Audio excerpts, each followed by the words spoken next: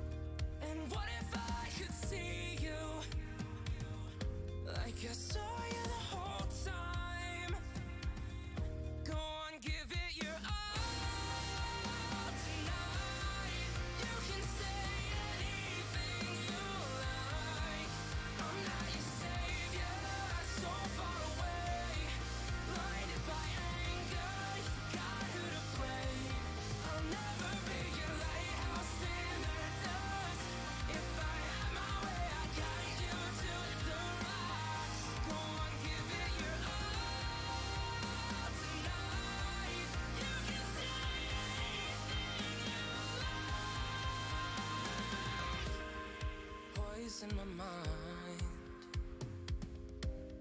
You'll never be satisfied. Blame the divine. Eventually they'll find the time. And what if I believe you? Or what if I believe you? What if I go on, give it your all tonight? You can say anything you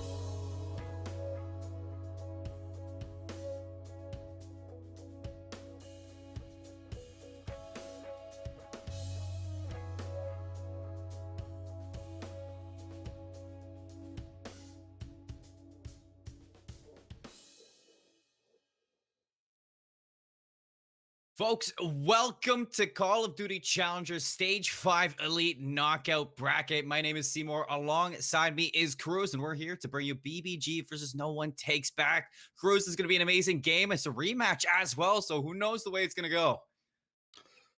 Yeah, man. The last two times, or the last time these two teams played, I should say, it was a very good win for BBG. They got the 3-1 victory over No One Shoots Back, and I mean, the whole mix of these four teams that we're about to be covering throughout these games, it's just the big story is all these teams are super inconsistent. They aren't getting a ton of wins, aren't getting a ton of losses. Everybody either at 4-3 or 3-4, and I mean that's really what you're going to get in the middle pack in these challengers matches. But I mean, it's going to be really tough to be able to predict what's going to happen here today. Well, you guys got a little bit of a spoiler right away as we are going to be hopping into Raid Hardpoint to start off the series. The team's already at it. You can see No One Shoots Back getting the majority of P1 right away. You can see Built by Gamers looking to pull these spawns away from them and actually succeeding in it as well. Yeah, they are, but I mean, No One Shoots Back. They're aware of it. Prolude's going to try to make that little sneaky play in through and just really trying to flip this out. But I mean, at least No One Shoots Back. They get a decent amount of time off this first hill. Prolude will end up falling there. So I mean, the rotation battle already has been won by Built by Gamers, and with that final kill coming in over Mohawk there, they're gonna have a really good chance to get a nice setup here. So I mean, that spawn flip works out really well for them. Full 4 down for No One Shoots Back. BBG taking some real estate here. Pander, player sneaks underneath him. It's going to be Prolude taking him out, looking to start this flank opportunity, but he's going to lose his second one-on-1 to Pentagram, so it's going to slow this retake down a little bit longer. You can see No One Shoots Back. They want to set up a pinch from either side of this point, and with Sparty finding Kismet there, that might just be the go-ahead. Starting up from behind, Mohawk for a second one. No One Shoots Back needs to start getting onto this hill. That's 3 players down now from the side of BBG. So it's finally going to be No One Shoots Back getting onto this hill. But the players coming up big are going to be Godorex and Pander on this site, locking it down. This is a lot of time going to BBG. Yeah, it's a full 60. I don't think No One Shoots Back. Like, they got close, but I don't think they actually even touched and contested that for any point in time there. So nice full 60 from Built by Gamers coming in right off the rip here. And now No One Shoots Back. They get the full 4-man rotation over towards the next hill, and they're going to be just trying to set up and trying to answer back with a full 60 themselves. Where you see most teams pull back as well, Cruz, in these games. When you get the first rotation, but Kismet being such a nuisance inside of Art is going to keep these players back up. You see the spawn out from the player on No One Shoots Back. Finally, the collapse is in from BBG. They're playing from the front side. Kismet through Jim. They break on in. Another solid play by BBG. It's a beautiful break, too, from Built by Gamers there. Once you're able to find out those 2 kills individually, what that does is it gives you so much room to push forward, spawns the other team completely out, and now Built by Gamers once again just doing exactly what we saw them do in that second hill, and that's just every time a No One Shoots Back player gets close to this hill, they're just going to continue to spawn them out over and over again here. It works out so well for them, basically stringing all these hills together. No One Shoots Back through the first 3 hills, only going to be at 36 seconds. They just need to concede this again, move over towards the next hill, and honestly just hope for a better hold again here. Well, this is where you're really hoping to get some time under the belt if you're No One Shoots Back. And you can already see BBG, they want to take this as quick as possible. Still got 5 seconds on the last hard point, and the follow-through from BBG through jungle. Not able to take down Sparty. Got 3 players lined up now as Mohawk goes down. Prolude able to get that trade, slides out for the second one. Great team shots from No One Shoots Back. Now they just need to take their arrows, point them over towards Tiki. So the remainder of BBG players are going to be flooding on through and doing a great job as Kismet until Sparty takes him down. Now here comes the second play. Godorex able to take him through in kitchen. This is where we see BBG start to get some momentum in here, but it's going to be these lacking players, the behind players, and No One Shoots Back, able to hold this down. Fire, big one-on-one on site. With Kismet, is going to sneak around behind and give them back onto this time, but BBG has snuck their way in behind. You're looking at Pander back there, not for long, as it's No One Shoots Back, getting a lot of time to bring it back in. Yeah, and throughout this entire hill, it's really been Built by Gamers trying to put a lot of pressure on that jungle spawn to flip out those spawns to give themselves a chance to be able to break into this hill, but No One Shoots Back did a great job of just constantly reinforcing from that basketball spawn, from the laundry spawn, to get back in there, not allow them to get that back spawn until the very end when they want them to, so they can try to flip this out. And you'll see now, once again, Spart going to be the first player here for No One Shoots Back inside the hill again. And I mean, even though they pretty much got dominated through those first 3 hills, one big hold, that's all they need, and they're already right back in this game. Oh, Pentagram here distracting 2 players while his teammates are setting up for that pinch onto point 5, but it is going to be successful. 2 kills for No One Shoots Back to keep this at bay for the long time. We are going to see the lead change in the way of No One Shoots Back's favor. BBG with that stun. They're gonna know where Panda is still. Proluke goes down to the middle. Here comes the collapse built by Gamers. Find two. Third one on the side. Sparty comes over with a big double kill, but the collapse is too good. BBG with the majority of players are gonna get right back into this hill. It just feels like everybody on No One Shoots Back right now is starting off super slow, except for Spart at the moment, who is 16-8 and double positive and absolutely playing very well. I mean, if No One Shoots Back starts to pick it up here in this game, you got to think that they have a really good chance of taking this in the second set of hard points. But you look over once again towards our first hill. That's where we're heading towards the next, and you can already see 3 purple arrows set up towards that hill, ready to go. I mean, Cruz, he does such a good job on that P4 that you're exactly right. You just need a few players to pick this one up. But look at GarderX, the turret himself inside Art is going to be able to get cut down by Sparty. But now you got to deal with Kismet. He's almost finding a third one onto Mohawk, but he's ready and primed for that gunfight. Now BBG on the hill, stick onto Prolute. They're knocking him down one at a time, and this is just so good from BBG. They're doing it again on this first hill. And yeah, that's where we saw them really. They didn't get a ton of time here on this first hill last time, but they were able to flip the spawns out and get a ton of time on P2 last time. If we remember, I actually think No One Shoots Back. I think the most time they got through the first 3 hills was this P1 hold, where they didn't touch any time on P2 or P3, really. And I mean, you can already see the big overcommitment now from No One Shoots Back. They don't want to lose that time on P2 again this time through. They have a full 4-man setup with 20 seconds to go still on the hill. Cruz, this is exactly where you want to see No One Shoots Back finally pick up some momentum into these early hills. BBG setting up all around. You got 2 players for the flank. Mohawk's actually going to take Panda out. So you see Kismet trying to get out in dodge, but that's a full 4 down from BBG. This is excellent from No One Shoots Back. Yeah, I feel like we've only really gotten, what, 1 big break in this game, and it's been built by Gamers on No One Shoots Back in the garage hill. Outside of that, I really can't count a big break where we've seen a team fully set up. So, I mean, both teams so far doing a great job at defending their hills, but breaking into the hills has been a little bit of a struggle for both of these teams. So, I mean, if you're built by Gamers, you got to be looking at this like, hey man, we need to start finding a way to break onto these No One Shoots Back players, because if we're not going to out rotate them, we absolutely need to make sure we can hold on. And with 25 seconds to go, you got to imagine they're all just going to start to move over and try to rotate. You can actually see these players on No One Shoot Back. They're going to start to make their move across the map. This should spawn all the players on Built by Gamers up towards the old hill, and this is going to give No One Shoots Back a great chance of getting the rotation over to New. A combined 8 streak right now between Sparty and Fire. You see Sparty really wants this hill, but Pentagram able to finish it off before he can find any score streaks in his arsenal. But now it's up to Pentagram to really come up big on this hill. First 1-on-1 locked down, but Mohawk from afar is able to get it. Luckily for BBG, the rest of the team is going to spawn up there and get right back in it.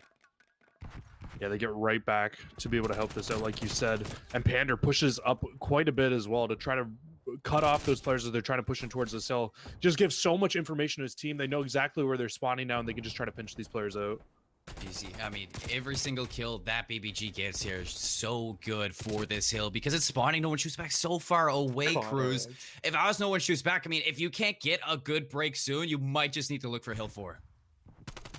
It's exactly what we saw last time through as well. They kind of just gave up the remainder of this time. They got the full 60 at basketball, so you got to imagine they're going to be going for it again. Built by Gamers will be the first team to mask that 200-point mark here. They should, if they get the remainder of this time, sit right around 220 seconds as we head towards this next hill. No One Shoots Back. I don't think they're mathematically really going to be able to win on this hill, so it's going to be tough. But if they can get a good hold here, once we head back towards Courtyard, could put them in a really good chance to win this. No One Shoots Back right now in the danger zone. Kismet looking to find an opening in the backline. Reads Sparty perfectly, but the shots are good for this AR player. The backup comes through a split feed right now for either side. As you're looking into the spawns, BBG uprooting them from behind. No One Shoots Back so far away from the hill. Fire is going to get the trade onto Kismet, but now he's the only one on the hill. Now nobody's there, so BBG looking to get back onto this for the remainder 35 seconds. They can put this one away right here. You're going to need a break, but look at that nade from GarderX right onto the noggin of Sparty. So with 20 seconds, you're looking at No One Shoots Back to group up for one last push here. Mohawk finds GarderX into the back line. All 4 players through the staircase. They're knocking him down one at a time. Full 4, all purple in the kill feed. BBG turning up into the later ends of this basketball court. And I don't even think this time is going to be all up to Proloop, but he's going to be knocked down. And that is going to be map number 1. All BBG at the end, 250 to 204.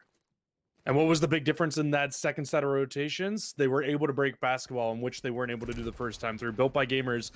The big thing that comes out of that is they push through the jungle and they get the jungle spawns. And when they have the jungle spawns, they actually still had players pushing from the front of basketball as well, forcing the spawn out all the way to the old hill from the players on No One Shoots Back, which gives them a 10-second trek all the way across the map to try to get back in towards the hill. And they just couldn't do it. They couldn't get back in time. And it ultimately is what ends up costing No One Shoots Back. But a beautiful play from Built by Gamers to be able to break on in and set themselves up in the best possible situation to break and hold on to the remaining time of basketball.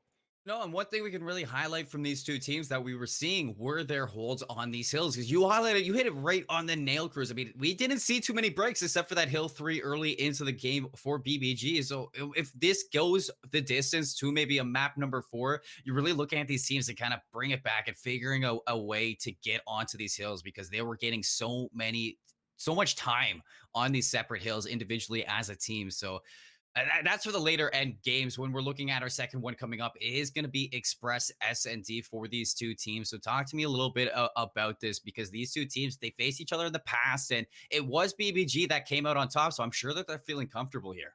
Yeah, so like I said, kind of as we were framing everything up really quickly in that first Hardpoint hill, it was a 3-1 victory the last time these two teams played. Built by Gamers, they just honestly, the maps, they weren't really even that close. In all honesty, it was just a good game by the team of Built by Gamers every time they were able to come out on top. I think the big thing for me too with No One Shoots Back is, yes, they did enough to make it out, but really the only team these guys beat in the top 6 was Team Canada, which, yes, is a very good team, but it's another one of those teams that is very often on, kind of like Built by Gamers. But I mean, if that first game is anything to go by, I'm a little bit worried if I'm a No One Shoots Back fan. Their search and destroy hasn't been the best for their team from what I've watched. A lot of little mistakes here and there. Yes, last week they did look a little bit better than they did in week 1, so maybe that gives them some promise here going into week 2, but they're definitely going to need to be able to take these two search and destroys against the likes of Built by Gamers. And now you're going to need to take a respawn on either that Garrison Control or that Hardpoint checkmate. It's just a scary looking sight for me if I'm looking at No One Shoots Back. Oh, really? I mean, the slaying power of PBG, even in that first map, was showing them. I mean, you're heading into Express, which is really important on your trades to stick as a team, because most teams are going to be going for those 4-player hits onto these sites, and a lot of the defending teams are going to meet them with that exact same force. So you're really looking at your kill participation to kind of turn up on a map like Express, because you can fall behind really fast here at the pacing of this map. So it's really going to be up to, I think, in my eyes, the SMGs of No One Shoots Back to really keep it into the face and keep some pressure on these Built by Gamers players onto this map, because things definitely can get dicey really quickly here. Absolutely. I mean, you kind of nailed it, but Express, it's all about getting your trades, right? And winning. Oh, yeah. Once you have those big team gunfights that are constantly happening on this map. And the other thing you really always need to be watching out for is those sneaky little players who'd like to go on flanks on Express. And I'm sure we could count a numerous amount of players on the side of Built by Gamers that love to do things like that. You're looking at Goddard, X Kismet. Both those players are two players that can absolutely at any time be that player who's going to just take over a game. I was really impressed, honestly, in that first game by the side of No One Shoots Back. And Spart, I think he was still almost double positive towards the end of that game. So definitely a highlight from themselves there.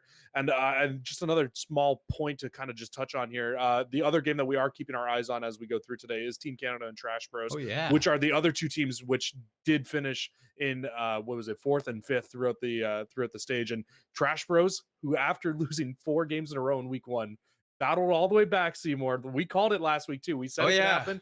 They came back and already now up 1-0 over the likes of Team Canada. I was really excited to see that they're going up against Team Canada again, because it was on day 1 that they faced Team Canada and they got swept by them 3-0.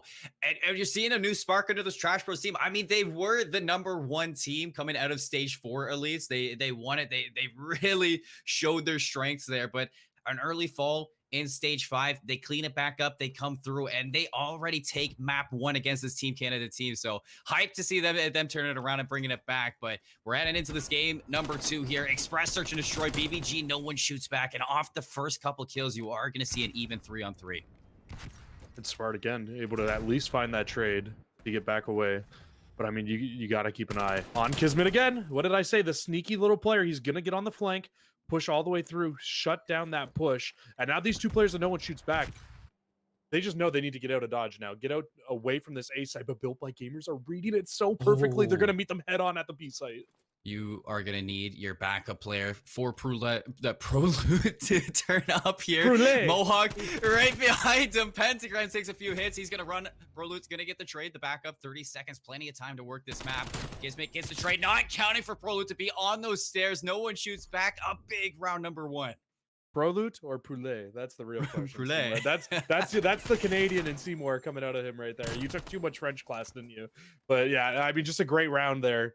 Like we said, I really thought Built by Gamers had that one in the bag once they made that rotation off, but just a nice read from Prolute and the rest of the side of No One Shoots Back to just be able to play back, wait for them to push in. And I mean, Prolute was, or I can't even speak right now, but the player was not ready for Prolute to be sitting there to go for the re-challenge. I don't think he was expecting 2 of them. Prolute's there. He's able to make the challenge and win that gunfight out for the side of No One Shoots Back. And I mean, you can see, you called it earlier on when we were framing up this match. Both teams, they're going to just send 4 players towards a bomb site. Now both teams actually going to send 1 player back to kind of watch their flank, not really allow anything. Spart's going to be the lone player now over towards the site for the side of No One Shoots Back.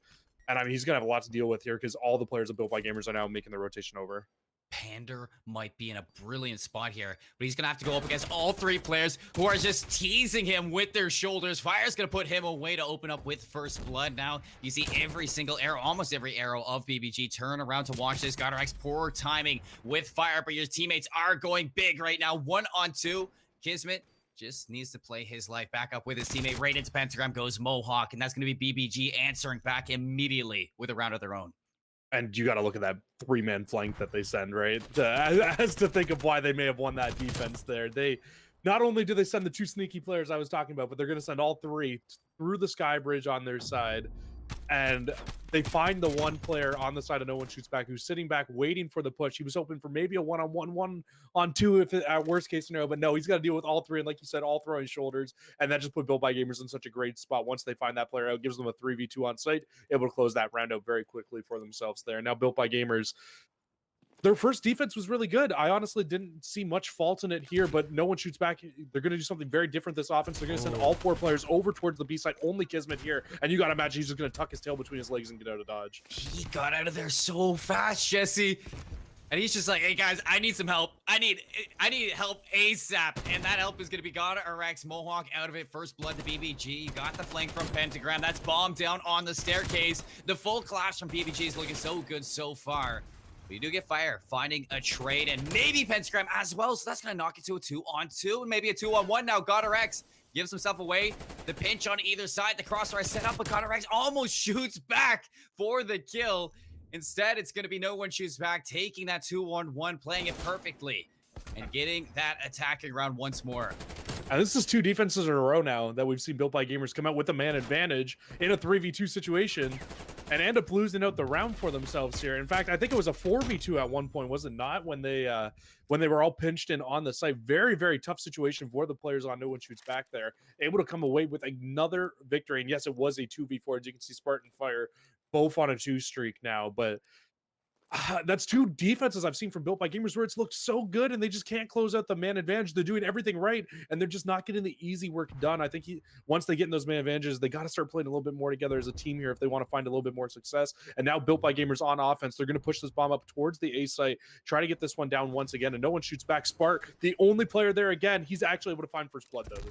But Kismet still sneaks in there to get this bomb down. I don't think Sparty was able to see it, but they're going to know once it happens. Kismet does take a few shots, but able to play his life in the end of it. And finally, they find Fire in the behind. Pentagram's going to hunt him on down. BBG with that player advantage. Once more, we go back to an even. Prolute not able to escape. And now No One Shoots Back with that last player. Sparty, so well. Good for the shot punch. Kismet up top in the TV station. Sparty on a 4th streak, too. You gotta look that 21 seconds, plenty of time. Sees Kismet inside lockers, and Kismet, he's just stuck it out here. He has the better gun for the close range. You're gonna have to go for this Diamante into it, but it takes a shot from his nade as well, and the slide is solid from Kismet. We answer back and go tied again. Yeah, it's worst case scenario right now. Because you gotta think that Built by Gamers are going to start to pick up this defense eventually. They've looked so good in these last 2 rounds on their defenses that if you keep letting them come away with such easy offensive wins like they are, yes, that one gets down to a 1-on-1, but Pentagram was just in a spot, or sorry, Kismet was in a spot where it just was a situation where that would have been so tough for him to lose. He didn't even have to reach out there. He could have went up top window, peeked from there to check the bomb site. He was in a situation where once that nade goes down and he gets around that corner, he's in a spot where he can win it. Yes, he rechowls, wins the gunfight, but I think he had to have known that Spartan was weak. And oh my god, GodRx is already going to open us up through the middle of the map. They lined up, but look at that. In retaliation, no one shoots back. They bite a little bit harder. Pentagram is going to be able to drop this bomb in behind, leaving us in a one-on-one. As you take a look at the arrows, number 4, that's Fire. He's going to have to rotate through overpass, and Pentagram just tucked away in a corner, hoping that Fire makes the mistake of jumping out in front of him. You see Pentagram 6 and 3. Been clutch for BBG all day long. Here's Fire in behind. Neither of them taking the gunfight. Has no idea where Pentagram is. Still Fire checks the right spot, is able to come up from the top ground and take another lead for his team. Yeah, Fire definitely got the little bit of a like noise cue there for sure once he heard his opponent start running around. And I hate to keep bringing it up, but Built by Gamers off the bat there, what happens right off the bat is GodRx finds a 2-piece through the middle of the map, another 4v2. Yeah, he gets traded out, but he's done his job. He's gotten 2 kills and the first blood. He gives you the man advantage again. But once again, Built by Gamers with a 3 versus 2 on the side of no one shoots back can't close the round out on defense. And I mean, if they can't start to figure that out, you got to think that this is going to be the reason that they end up losing this game ultimately. Well, you see no one shoots back. Goes for the read to the B site, but once again, it's another A hit from BBG. You need Kismet putting that bomb down as fast as possible. And Panda finally spotting out this flank from Sparty and Prolute. The nade not going to land, but there's a ton of players back here. Panda is just going to have to keep playing dodge on this site. You got to keep that in the back of the mind that 3 players hitting this flank is going to be definitely dangerous, but you do get the players to rotate back for no one shoots back. Going for the hit from the front. Kismet tucked away in a corner. Opens up with first blood. Then a 27 seconds here for no one shoots back to get back onto this. They're finding some kills in succession. Panda in the back line. Fire's looking to chase him down. And he cuts him. 3-1. Mohawk finds that last one. No one shoots back. The first defense of the game.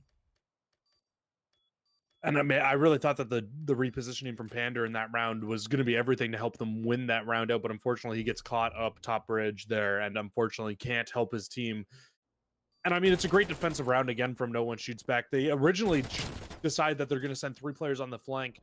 As soon as that bomb goes down, though, they only keep 1 on the flank, send 2 players back in through mid. They're completely pinch all the players on BBG in. And like I said, I thought that Panda, when he repositioned back up, he may have been able to catch one off guard, but just perfectly played from no one shoots back. They don't end up allowing it to happen. And they're able to close out the round once again for themselves here. And I mean, Fire is having an absolute game for himself right now at 8-3 for no one shoots back. Built by Gamers, you're really letting this game slip away here. They need to answer back with a defensive win of their own here. Yeah, Jesse. Really seeing a big turnaround here for no one shoots back. But off to start, a trade for either side leaves us even 3 players on the board. Fire, go for the chase. He's stuck by the nade. That's so unfortunate by Fire, who, like you said, has been having a great game, but it's just how it is sometimes. And it's another 3v2 now for Built by Gamers on defense. And GodRx shoots his teammate in the side. They need to make sure they stay together and win this round here for themselves. They're going to reposition and just hit 3 players in through mid. Everybody on the side of no one shoots back now. Just going to reposition towards bottom. Sparty gets really unnecessarily aggressive there, loses his life for it. Now it's all alone to Mohawk. He's able to get some shots on GodRx, but he doesn't finish it off. Gives his point away. Kismet chases it down, puts him out of this game, and BBG get a defensive round as well. You said it's only a matter of time before they do so, and here we are.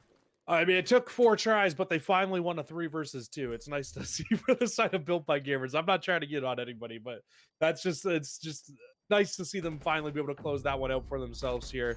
They're doing all the right stuff and all the hard stuff in the early starts of the round easily, and they're doing the easy stuff and making it look so much harder. That time, able to close it out, turns the 3v2 into a 3v1. Like you said, yeah, Spart did get a little bit aggressive. I still think that was just well played by Built by Gamers and the repositioning that they do there. And oh boy, we're about to get a bloodbath towards B. Oh, this is what no one shoots back has been waiting for. Sparty opens up. You get the crossfire successfully. Fire slides across for his 10th kill. And now GodRx scratching his head in. Where did his team go? They finally go for that B take, and that's what no one shoots back has been waiting for all game long, but the clutch potential has been there for BBG. B4, so can't count GodRx out of here. Has a minute to work with.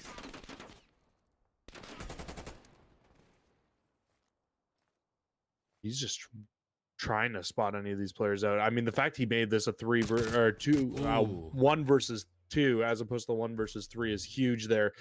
But that's no one shoots back, just not pulling away from their strategy. They've done this all game long on defense. They've sent 4 players over towards this B side over and over again. And finally, Built by Gamers, they don't hit A, they go towards B. And who was ready for it? No one shoots back. With all 4 of their players set up and waiting there, they make it a 3 versus 1 right away. And they just close the round out for themselves. Now putting themselves up 5-3, putting themselves in a great situation to be able to close this map 2 out, tie our series up at 1-1. I mean, Jesse, you got Rex in that situation. Like, what do you expect from that? Like, it's a tough one. But that's what no one shoots back. They've been doing that all game long. They've been waiting for BBG to meet them there. It's only right that they come out on top when it does follow on through. But here we see the bomb on the B site, all the way in the pit. You can see the BBG players spread out. Looks like they're waiting for this bomb to go down, but maybe Pentagram could get an opening here along the side. Sparty's gonna slide in, catches them in behind. No trade either, so that's huge from no one shoots back. That's insane. The fact he's able to get away with his life there with no trade. Pentagram found the worst timing ever in that round. And this should all but open up the bomb site for them to be able to get this down. But keep your eye on Kismet. Kismet's going to be that player to make the wraparound, try to pinch them in through the middle of the map. They haven't put the bomb down. They haven't put the bomb down, but Fire's able to find Kismet, so that's huge. All alone now, Panda in a 1v2. Almost the exact same position GodRx was in last round. The bomb not down, so he still has potential to clutch up, and some hot shots on the Fire there with a cheeky angle. Prolute's going to slide on in, go to put this bomb down, and it's going to call for Panda to relocate to get a better angle for this. Prolute, shoulders out, may have spotted Panda. I like this call. Yeah, especially because last round you saw the same thing happen to GodRx. He doesn't rotate off that spot, and he finds himself in a bad spot. Panda already, though, going to be giving his position away. Just going to throw a stun out, trying to see if he can do anything in this spot. Can't get the snap. No one shoots back. They're going to clean this one up 6-3. And I got to say, I love that as soon as they realize where Panda is in the middle of that round, Prolute instantly goes to the opposite side of the bomb, puts that bomb down. Once they got that information, they waited to get the information that they needed, get a safe bomb plan, don't compromise themselves in a 1 versus 2, and just get such an easy close of the round out for themselves. They're great search and destroy play from the side, and no one shoots back. And I mean, I was giving them a hard time for their search and destroy, but their express search and destroy looked very good there. Oh, clean as could be. And BBG, they may have won the hard point, but a little bit shaky in that second map. When we're looking at our second matchup as well between Team Canada and Trash Rose, it was Team Canada who won their search and destroy 6-1 on Moscow. So they go even in their series as well. Both of our matches are tied 1-1, Jesse. We're going to head to a little bit of break before the control starts on up. So stay tuned for some more college challengers.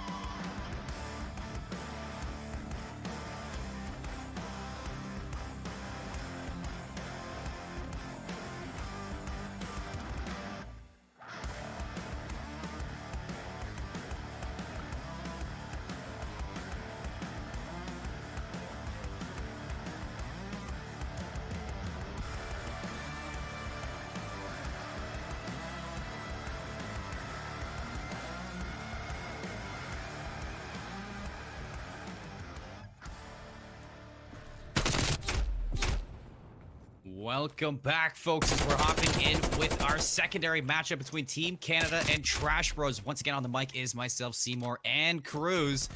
We're here hopping into this control raid right away. You can see Team Canada on this B site, already capped A, and a considerable amount of time towards B2, Cruz. Oh yeah, these colors are going to flip me off a little bit. Team Canada, I believe that they are in the blue, correct? So Yes. it's a little bit weird considering, but you know what? We still got it. In Team Canada, they're going to find 3 down there and actually just all stack this site and get right on it. But wow, that just looked like a very quick and dominant round from Team Canada there.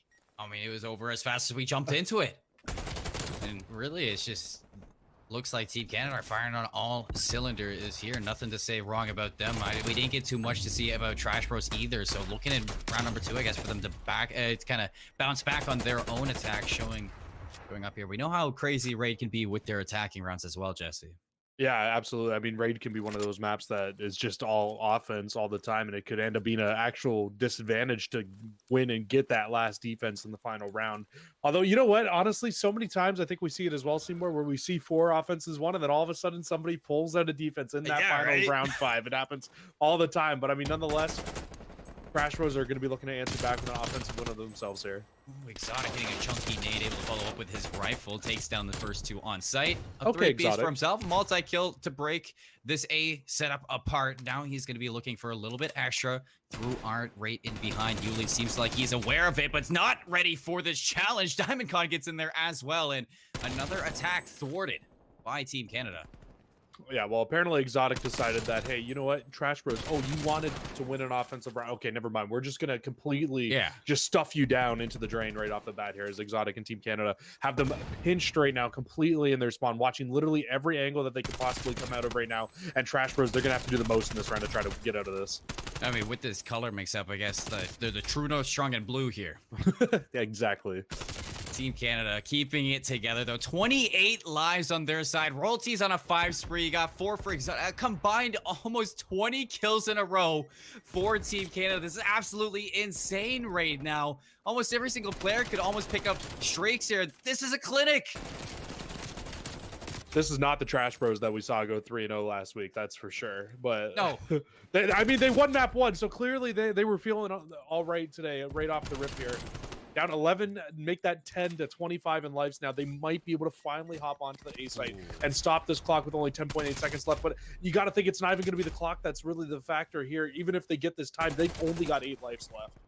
I was going to say that if you weren't, I mean, you got 2.8 seconds left. You're going to get this last player off it. Nobody can touch for that. That was so clean from Team Canada. I don't think I've seen a defending round that clean in so long. Yeah, I was literally going to say, I think besides allowing them to touch the point at the end there, I don't think I've ever seen a defensive round that dominant on Raid ever. That was, at least not at this level, between 2 teams like this who we both know can absolutely play control very, very well. And at the highest level, that was a clinic Team Canada just put on there. Maybe we need to keep them as blue more often. Oh, yeah. I mean, we were questioning which Team Canada are we going to be seeing, the more inconsistent one or this kind of superstar team that we're more known to see. And you can already tell Team Canada, they really want to bring their A game here. They don't want to go down in the knockouts. You can see DiamondCon has both streaks locked up in his arsenal. 3 players stacking onto this A side. Already 1 tick gone. DiamondCon watching the flank, able to take down the first. Yuli alongside that gets the trade, but the rest of the kills going to Team Canada. They're working on the second tick of progression, and Yuli's going to get jumped on by Dave Patty. That should be the A side done and dusted. And Dave is working on streaks right now as well. I think he's 1 kill off of getting the cruise missile for himself. I think he's already gotten that artillery. He's actually going to be the player to hop onto A now to finish it off. So I'm not sure 100% if he finishes off getting those streaks now just from that alone. But this looks very similar to when we came in that first round when they already have A. They're making their transition over towards the B site. Yuli does a good job at least to keep control of the spawn of Team Canada now. And it's going to force them to spawn out at least towards ring. Yeah, but all 3 players still alive towards the B site. They're just going to neglect that player in the back line. But you have to pay attention to Mock eventually. He is able to find 1, but here comes the shrieks from DiamondCon. Takes down Gintroid on that rotation. Now it's go time for Team Canada to stack the site and get as much progression as they can. They're working on their second, and you got DiamondCon dropping the artillery strike. Everybody's got shrieks on Team Canada. And here comes Dave Patty as well. Nobody's going to get onto the site for Trash Bros. as the quickest 3-0 I've seen on raid control in a long time. So Seymour, you remember Has to be before? record. You remember before when we were doing like a VOD review before, and we were talking about how you can snowball and just absolutely dominate a game? That is snowballing and absolutely Yeah. crushing a game right there. They just took that from round after round after round and just kept that ball rolling. They honestly, they did not really stand a chance there for themselves. Team Canada just absolutely looking like nobody play that team on raid control again, because clearly they have that mode mastered at the moment. Going to be hopping back over towards our main action here, though. Not sure who picked up this first round win for themselves, so I'm sure we will find out quite shortly here as we're switching sides. We'll get our information here, and it looks like it's going to be No One Shoots Back up 1-0 right now off the rip. So taking that momentum from that search and destroy, rolling it out into towards this control. Yeah, talking about keeping the ball rolling. The community stream does not stop here. BBG, No One Shoots Back on the screens here. So we see No One Shoots Back on this attacking side. Going for a setup towards green. It looks like they really want to take control of the high ground, but not going to be the case as Kismet and GutterX hit a combined 3K to stop them. It's going to be Fire looking to just stay alive here. Give him an exit strategy. He really needs to dip away from these players and play his life. Almost finds Kismet, but not going to be the case. And on this offense right now, like No One Shoots Back, they are in a really tough spot. Okay, never mind. They're going to kill all the players through the middle of the map. So they get themselves out of that tough spot very easily there. And they're actually going to transition a player over towards A as well. This is going to force all the arrows from Built by Gamers to have to put their attention over here. They don't know how many players, obviously, that No One Shoots Back have put over there. They do clean the player up off the hill. He's not able to get any ticks. And actually, just as good of a situation as that was in, Built by Gamers have just as much of a chance to now repin No One Shoots Back in that spawn again. Bander inside green, knows Proloot is on that site. So far, BBG just maintaining the map control that they have at the moment. Sparty's going to be knocked off of that floating tank. A lot of respect from either side, but you do get the contention from Lights on Pentagram. Hits the deck inside that corner. Is going to stop progression towards the B side after one tick is cemented, but the kills going the way of the red side. You get the collapse on the God of Rex. Last one standing is Pentagram. That's a huge flurry of kills towards the red team. And yeah, you got to imagine they're going to be able to get this B site right now. They've got two players locked in on it, and Proloot now going to do that job of trying to push forward. Oh, he gets caught out, though. And GodRX goes huge with a 2-piece. Wow. So not only does he get the player who's being sneaky, trying to get up and into those tanks to really force that spawn out of Built by Gamers, but he finds the second as well, completely hinders that push from No One Shoots Back. And now they're going to need to find a whole bunch of kills through the middle of the map just to even get back towards this A site. Sparty's been so consistent since game one, Bruce, and he's not slowing down here in this third map. You get 3 down for BBG. That's going to give him a little bit of map control to push towards these attacker spawns, but Proloot has found his way in the middle, cuts up a few players, and gives that strategy for No One Shoots Back to clear on out. Now they're going to be working the backside. You take a look at the minimap. They're all at the bottom. Look at number 4, GodRX. The main slayer for this team on the AR role is going to be pushed out by the Snake, but really just hoping that he can take some lacking players out as they rotate.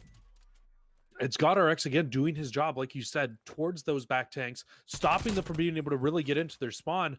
But it doesn't matter because everybody on Built by Gamers, they flood through green. From No One Shoots Back, they flooded through green. They did get onto the hill, but Built by Gamers, they were able to push back out, re-stabilize inside of that A site. And now if you're No One Shoots Back, yeah, you're in their spawn. But I mean, you've only got 18 seconds to work with now. You got to make sure you pinch in on these last 2 players really quick here. Kismet finds Mohawk. Proloot in behind, gets the pinch. No One Shoots Back, gonna be on the site. A big one-on-one towards Sparty. Pulls that secondary out, but here comes the break once more. And it is gonna be BBG making sure these players stay off. You're down to 8 seconds left. You have to get onto the site. Mohawk tries to contest this time, but he is gonna be cut down immediately. Fire now. Thrum bricks, 2 seconds left. Dips in behind the crossfire, is here to deal with. And then you get a couple kills either side. Proloot gets the last one onto Pentagram. 1.9 seconds left. You're working from the bottom to the top here if you're No One Shoots Back. But here comes the follow through. 3-on-3. Lives, time, everything against No One Shoots Back. GodRX back onto the seal. Takes down Proloot. 1-for-1 trades go either side. But it is going to be this last one-on-one. BBG somehow comes out with it. Wow, I thought no one shoots back had that one in the bag towards the end. They were able to just consistently keep reinforcing onto that hill over and over again. But again, I just feel like that whole round there is just won by some of these huge kills GodRx is able to find in this situation right here. They were in a 2 versus 4 on site, and GodRx finds 3.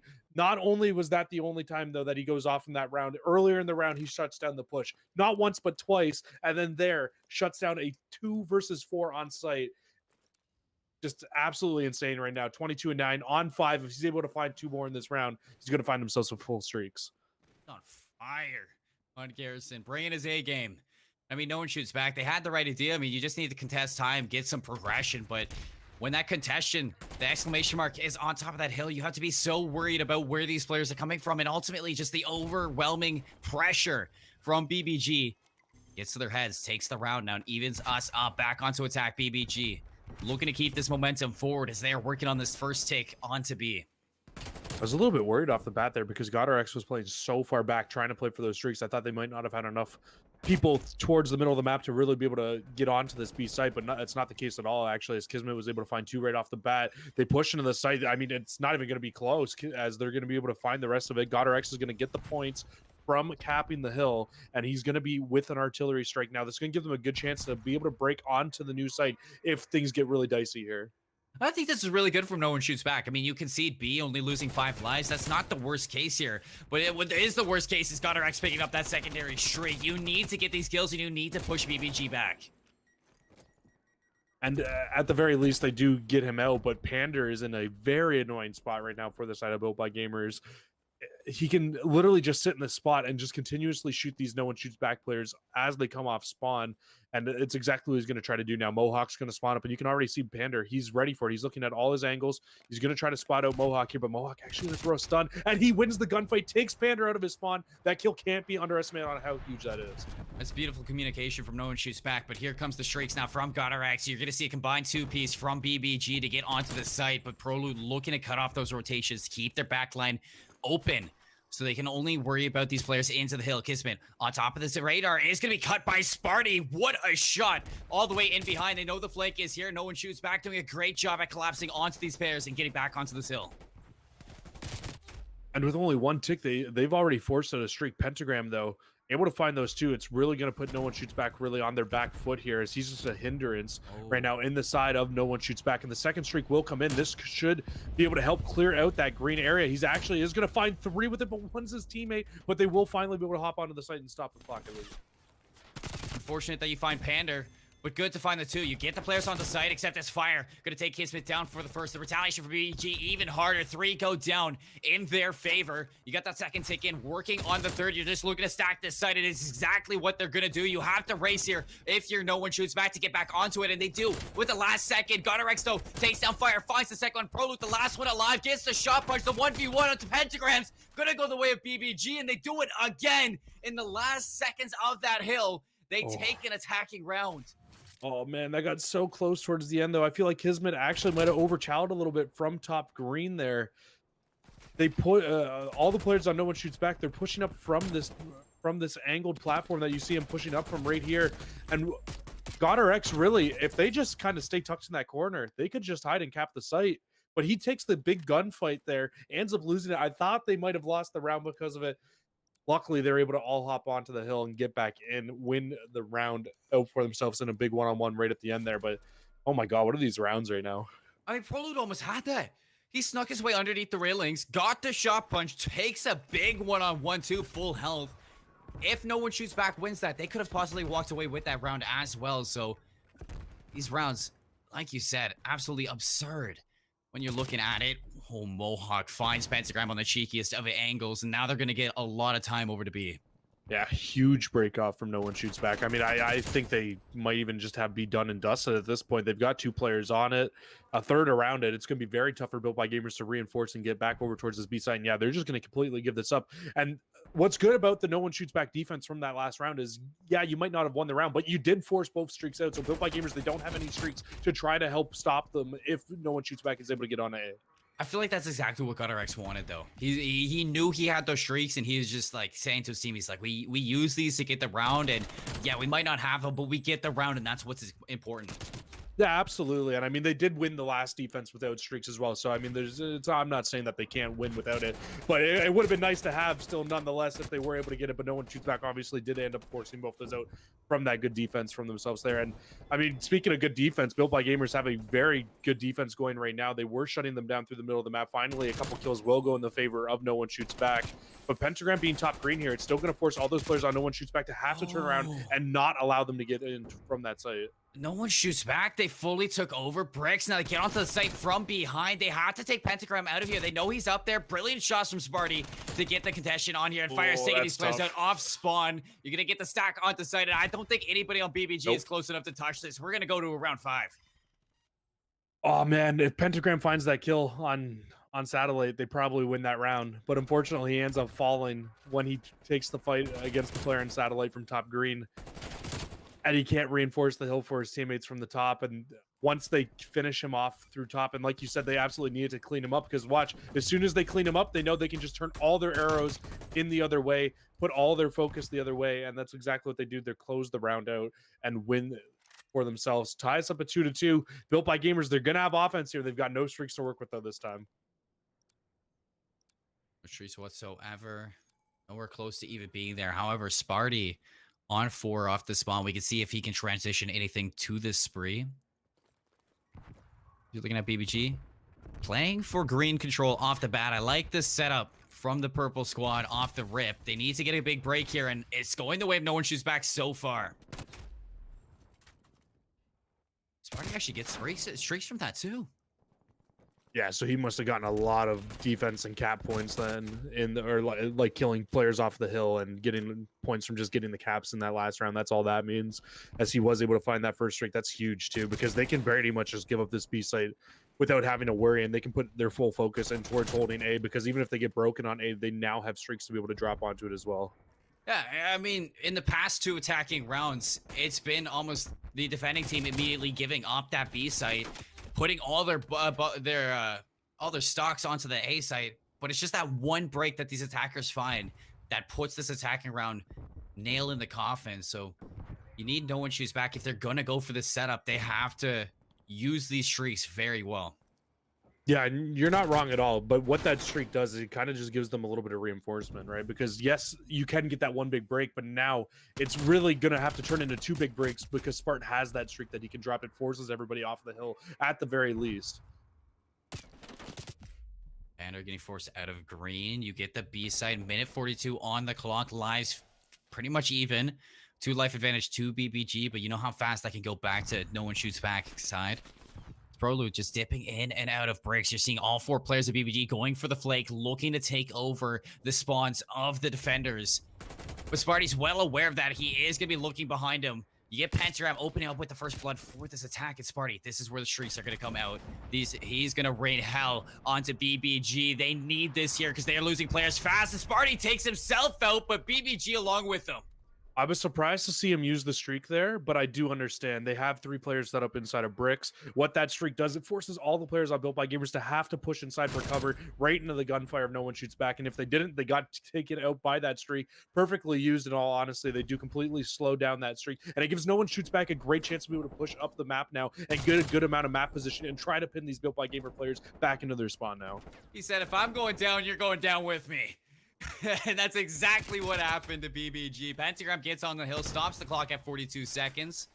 You get a flurry of kills towards BBG's half, flooding on in through green. Another one bites the dust there. Sparty out in the kill feed. No streaks this time to save you, and this time is going fast. Gotta get on here. Proloot finds the first one, but immediately Built by Gamers find 2. Really need Proloot here to get onto the site. 3 players watching him. BBG cut him down, and they put that round away as fast as possible. Oh man, and that's why you hold on to the streaks. I don't hate the streak usage, like I said. I actually kind of like it, but this is the reason why you end up holding on to the streak, Spurt. Yeah, you cleared out your base, but once they pushed forward, they weren't able to find any kills for themselves, and then it just ends up closing out. We're going from one to the other. Team Kennedy 5 points here, and Trash Bros looking to make the comeback.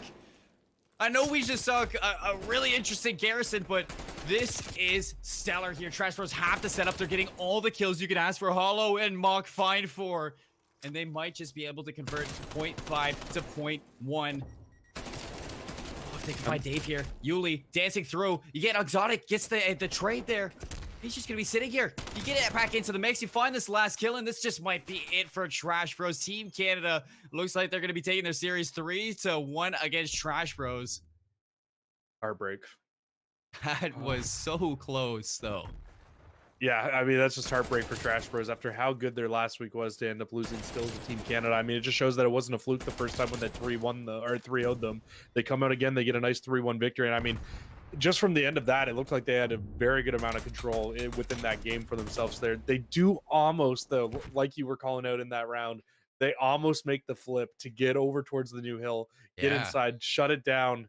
And unfortunately, I think maybe 1 or 2 more kills goes their way there. They absolutely could have held on to that P1 and maybe even ran that clock back a little bit more for themselves. If you find Dave Paddock, I mean, Exotic did get the team kill onto Dave Paddock, so you would have had to take him down as well behind. But if you find those kills locked down that side, you know how dangerous that P1 can be when you're in the later half of the game. Because when you get that map control and you set up on the wings, you could potentially even find a spawn trap over into those P2 spawns in there, and it could get out of hand really fast. We see it happen all the time in the later ends of Checkmate.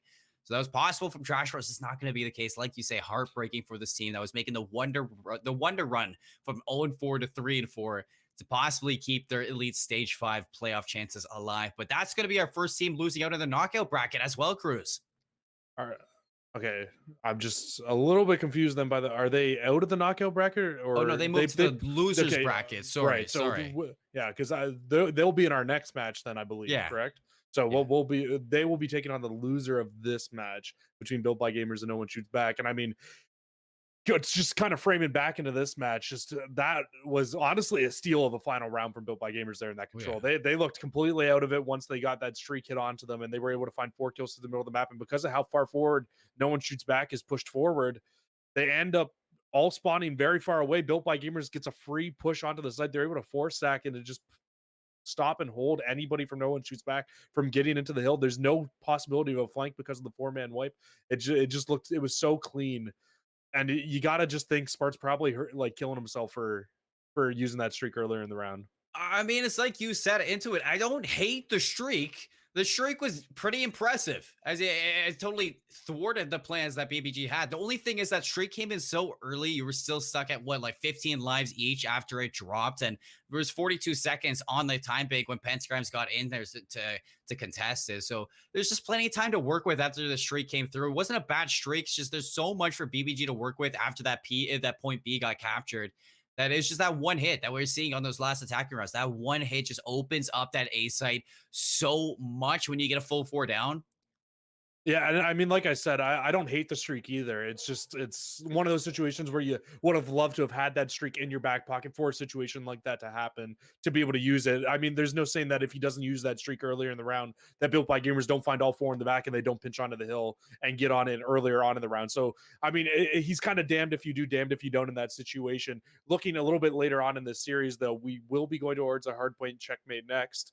And then right after that, it's a Search and Destroy on Miami. And Miami Search and Destroy, that's the map where No One Shoots Back has been getting all the criticism from me in the world for their Search and Destroy play. That's where I saw them make a lot of little mistakes that ended up ultimately losing them that game.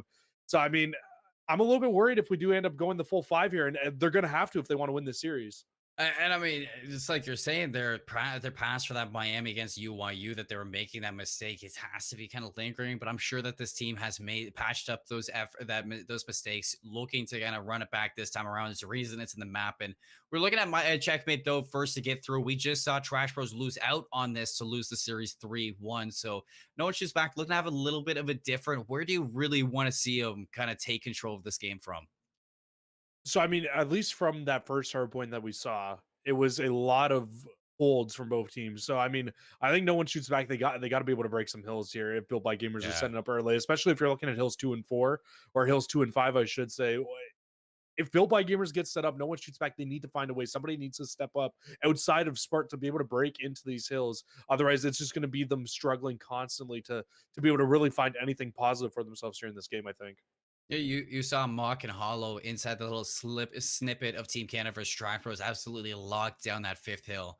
And if if Hardpoint number 1 had anything to say about these two teams going up against each other, this is going to be a crazy map number 4. I'm excited, and these players are excited as well. They're hopping right into the mix, and I mean, you know the drill on Checkmate. You're looking at those P2 spawns right off the bat. The ARs are going to have a clinic. It's going to be a playground for them on this. You're looking at wing control, especially to maintain that mid-map presence to kind of hold the ebb and flow of the map, you'd say.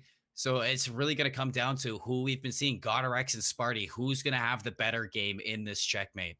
I'm not going to lie, GodRx and Kismet are two very strong ARs that we've seen so far this year. And I mean, I'm not really too worried about their AR play. I think if you're looking at the side of No One Shoots Back, I think you're looking at Fire. He needs to be the player on the side of No One Shoots Back to step up. He needs to be able to help out Spart in that AR category to really be able to lock down some of these sites.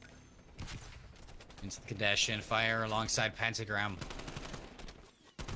It is going to be Pentagram to force the aggression right away, but walks right into the readiness of Fire with that SMG. So time going to be going the way of No One Shoots Back, but Built by Gamers break right on in, and with them holding P2 spawns as well, this is stellar. You really need Prologue here to do some damage, and he is going to be able to find that first. Not able to find a second, though. This is a great start from BBG. Yeah, Built by Gamers, once they get that 4-man wipe, I mean, they didn't even need it, but they get the full focus now towards this next hill with only 14 seconds left. GodRx set up on Tetris. This is going to be a really tough break from the side of No One Shoots Back, and I think this is going to be really telling to this entire map right now on whether or not they can get a break early on here. Through the window, Panda says hello. Lead going to the way of your purple squad, BBG. Same with the spawns, but look at number 5. He's all the way in the back. He may be able to cut off some players on rotation, able to find 2 of them exactly. And now number 3, Fire, is going to give himself away. They know how far up he is, and they're going to be looking to hunt him down. He goes down, and that is going to be stellar from BBG. GodRx on a 5 spree as well before getting cut down, so he really opened up this map for his team.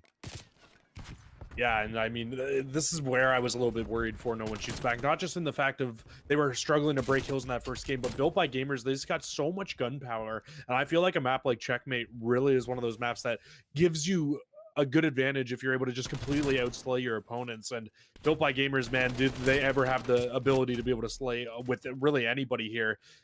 You add that along with the fact that they can really contest anything. I'm not sure how Prelude doesn't see Panda up there, but he's gonna at least contest the final little bit of this time here. Still really not that much. At least if you're No One Shoots Back, you've got the rotation towards P3. Oh, but Pentagram's on the wing, able to take down Fire.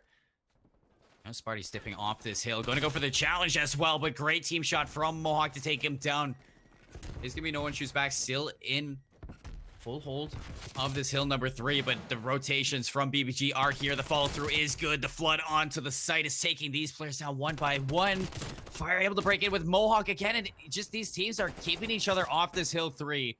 Nobody's really gotten a big chunk off of it yet.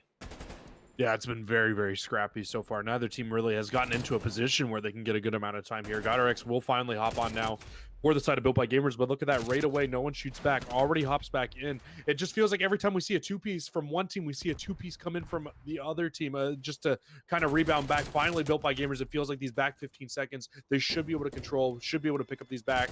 And I mean, they have the rotation towards P4 as well. This is actually could be getting into a really tough situation now for No One Shoots Back. Yeah, this could get wild. Indeed, but Mohawk finds 2 to open this map up a little bit. You are going to have some big gunfights for Fire on the point, and he is able to give some time to his team. You're looking at Pander downfield with this AR, not able to lock down Mohawk in that duel. No One Shoots Back, may be able to claw back into with this hill. Pentagram. Pentagram, wow! Whoa, Fire! That was dangerous. Yeah, I mean, that break there from No One Shoots Back early in that hill is just, it's I mean, it can't be underestimated how big that is. Just the fact that they're able to break back in and stop these players on the side of Built by Gamers. They flip the spawns out because now they're in control of spawns for P5 as well. I think the player that everybody needs to be watching, it's who we're switching to as well, as Kismet, as he's going to be the sneaky player, only player over here for the side of No One Shoots Back, and he's going to have a huge job to do here now to really keep these players on No One Shoots Back at bay. He's just weathering the storm right now, but Proloot strikes onto this hill. Pentagram from the front, able to put his foot in for time, but off spawns. No One Shoots Back, gets right into the mix. Able to find this Panda. Now the farthest one pushed up, slides right out into the middle of 2 players. And this is where we saw Trash Bros in the end of their checkmate gather a lot of time to claw this one back on their half. But with it not being towards the end of the game like they were, we may be able to see a lead change. Yeah, I mean, they've got Built by Gamers really pushed out right now. And I mean, well done so as well. No one shoots back. They were able to get the player out of their back spawn, really able to get control of this hill again. And I mean, if you're Built by Gamers right now, I think they're just going to try to push everybody in towards the new hill right now and just try to set up, because this P1 hill, I think that it's a little bit underestimated on how much of a money hill this really can be if you get all 4 players set up and really just firing on all cylinders inside of here. Exactly. It's as we're saying, you get this playing control, and it just leads to so much succession. Look at that break from No One Shoots Back. Something that we didn't see a lot in Raid, or something we didn't see at all in Raid, is they're able to get Pentagram away from the corner, and with these 4 players down, you're looking at No One Shoots Back to set up inside and take their lead to the next level. Fire in the back line. Big one-on-one, but the Pentagram tosses an nade right at his feet, able to find him, and back into the mix. Built by Gamers. They actually take No One Shoots Back off of this hill, so they're going to be denying a lot of time from No One Shoots Back.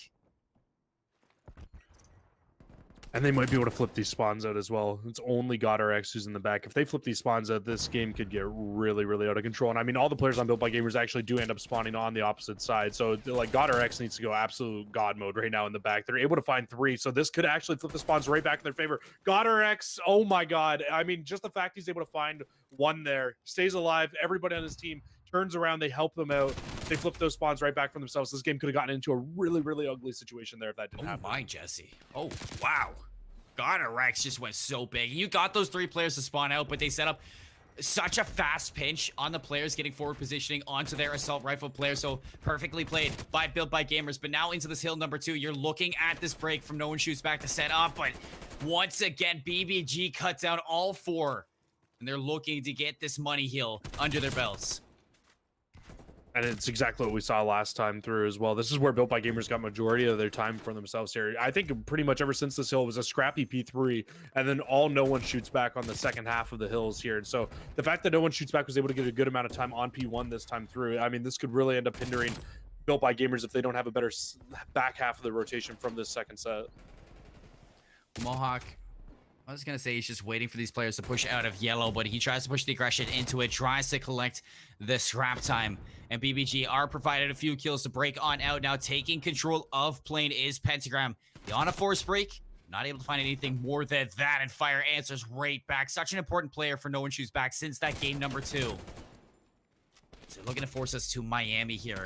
BBG with a 30-point lead going into this hill number 3. They have control of it for now, but you're seeing the setup from No One Shoots Back from plane onto the bottom. Pro Loot finds GodRX into the back. Still ducking on into this plane. Kismet able to clear him on elbow. What damage can he do all on his own? Able to find Mohawk as well now. Just giving some time for his teammates to reinforce this hill. As you see, it's so scrappy, just like last time, Jesse. Yeah, just another scrappy P3, like you said. It's scary though, because even though it's been scrappy, I really feel like Built by Gamers have kind of been in control of the hill the whole time. Yeah, they've been dropped off of it a couple times, and No One Shoots Back, they've touched it, but it really feels like anytime we've seen a team get a decent amount of time on this hill, it has been Built by Gamers. But now this is where we saw No One Shoots Back really flip a switch and turn it on in the second, or in that first set of rotations. This is where we saw them go off, but you can already see the adjustment coming in. GodRX goes, or sorry, Kismet goes up top. He's top plane. He's able to at least slow down this push from No One Shoots Back. Now they have control of the plane. They can look to push in and try to slow this push down from Built by Gamers. Setting up a pinch. Poor timing for Fire. GodRX gets a second one. Built by Gamers. Another 4 down in their way. GodRX on a multi-kill. They accumulate over the 200-point marker. This is starting to get dangerous, as they can't win off of this hill, but they can get damn close.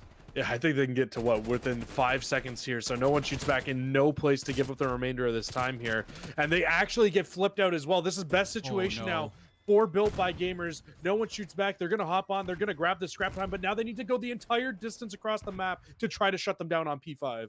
It's the danger zone that we're seeing. 227 to 155. You got to check your corners, Pro Loot. Pentagram gets a free one.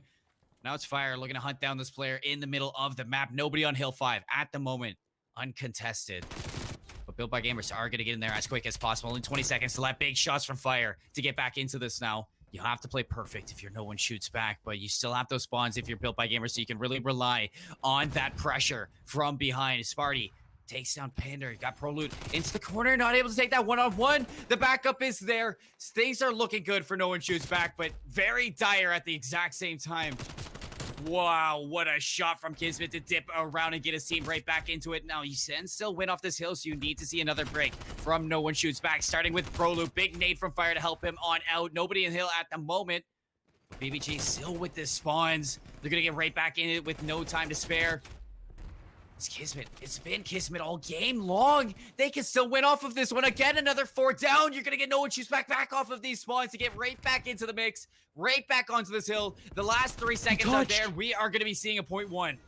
Oh my God, that little touch forces us into the new hill, and no one shoots back. They've got a full 4-man setup inside. Yes, one does fall, but they can just try to reinforce and reinforce, and that's a 4-man down. No one shoots back. They're not out of this yet. Picture perfect hardpoint is what we need to see. As you see off spawn, BBG looking to set this one up, but Sparty again finds 2. Pentagram for the opening around back, looking to relocate himself in with all 4 players. Now for the contestant, back into the sill, not allowing any time into the hands of No One Shoots Back whatsoever. The stun comes through, right into the crossfire. Another 2 down. This is so scary, man. Only 2 points. You gotta get Pander. Tough situation, though, because no one shoots back. Yeah, you're in a great spot here. You're getting a good amount of time, but you can't even give up this old time, and you can't give up the new time because you can only give up 2 seconds to the side of Built by Gamers before they close the game. It's a 1-on-3 basically for these spawns. Mohawk looking to turn up big, but only 2 points. He can't get there. Built by Gamers are going to put it through in the end, as they did only need 2 points. So very hard to transition from .1 to .2 when there's that big of a deficit, and only 2 points needed to put this game away. BBG, it looked a little bit shaky at the end, but their hard points were looking so good from the raid into the checkpoint, or checkmate.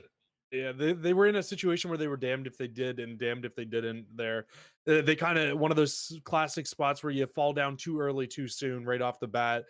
And I mean, we asked for them to be able to break a little bit better there in that game, and they absolutely did. They were breaking hard points way better than they were in map number 1.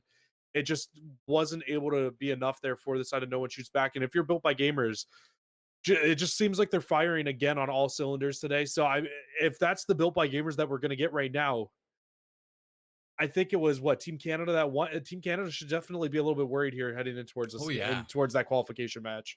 I think both Team Canada and Built by Gamers were having stellar series in their own. I mean, take it back to that checkmate, or the control on raid that we saw from Team Canada. They absolutely wiped Trash Bros off the face of the earth. That's true too. With their setup. So these are 2 dangerous teams, Jesse. Yeah, I mean, they're 2 teams that are like, hey, you know what? If they're hot, they're gonna absolutely smoke you.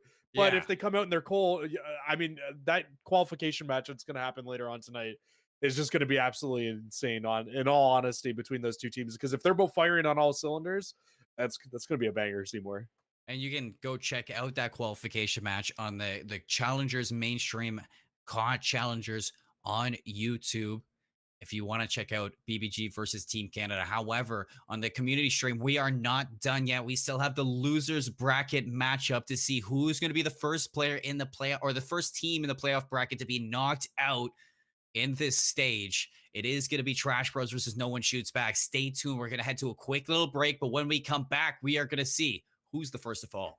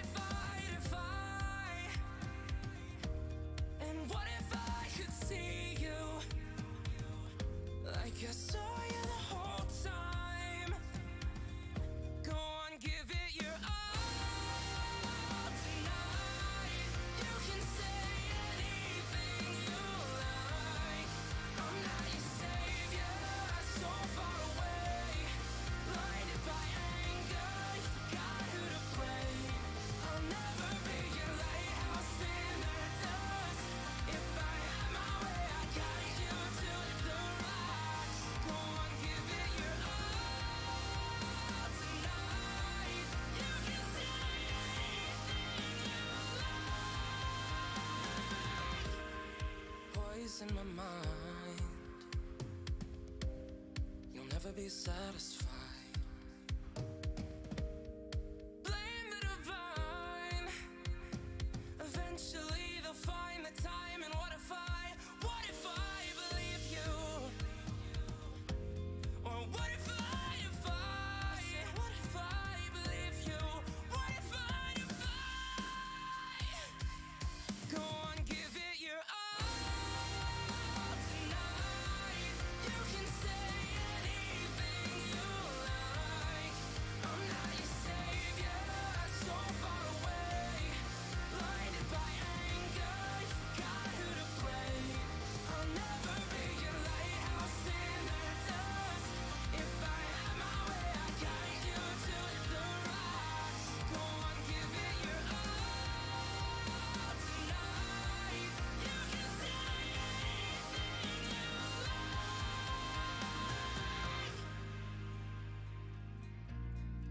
You can say anything you like. Go and give it your all. You can say anything you like. Go and give it your all. What if I believed you? What if I could? Go on, give it your all tonight. You can say anything you like. I'm not your savior, so far away. Blinded by anger, you forgot who to blame. I'll never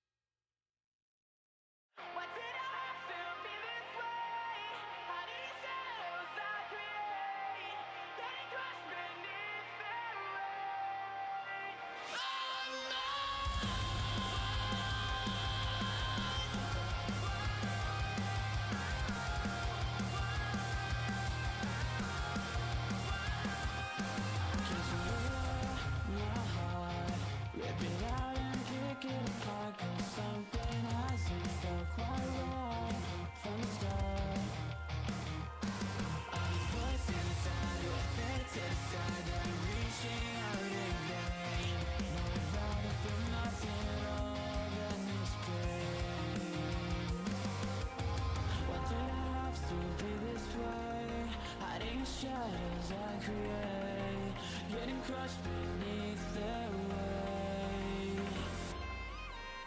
I'm paralyzed, it's killing me. I only wish to be okay. I feel the same, but they will never see.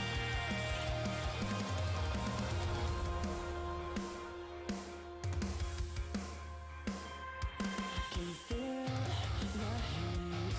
I'll surrender before my defeat. I guess I ran my course and now I'm absolute. All these voices inside who I think to decide they're reaching out in vain. Though this empty shell is everything. Why did I have to be this way? Hiding in shadows I create, getting crushed beneath their weight. I'm paralyzed, it's killing me. I only wish to be okay. I feel the same, but they will never see. I take my shape as I'm fading away, just to stay on the wall, just to name the decay. Tired of playing someone else's part, just to fail again, fail again. I say my shape as I'm fading away, and I'm tired of playing someone else's part.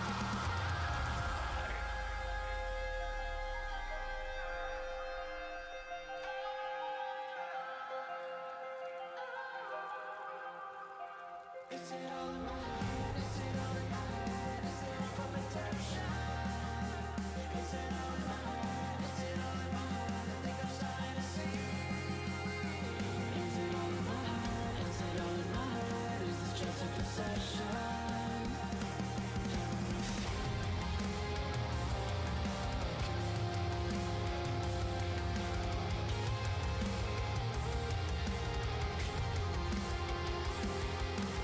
Why did I have to be this way? Hiding in shadows I create, getting crushed beneath their weight. I'm paralyzed, it's killing me. I only wish to be okay. I feel the same, but they will never see. I'm all alone. I'm all alone.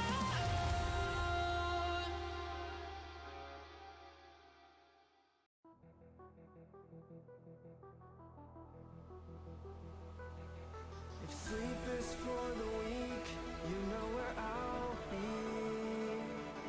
Tangled in my head, replaying memories. Close my eyes and pray, some kind of clarity. A dream in black and white, it's all that I see. I can feel it in my bones,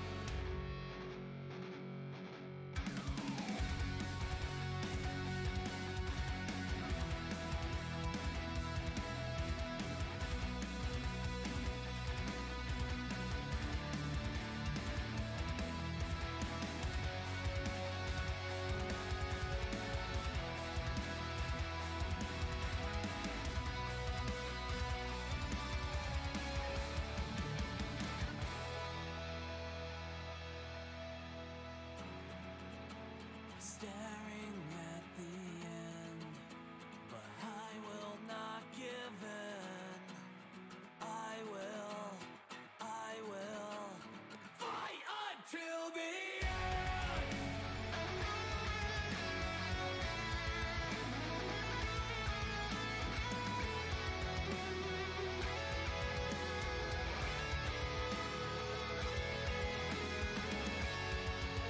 We're staring at the end, but I will not give in. I will fight until the end.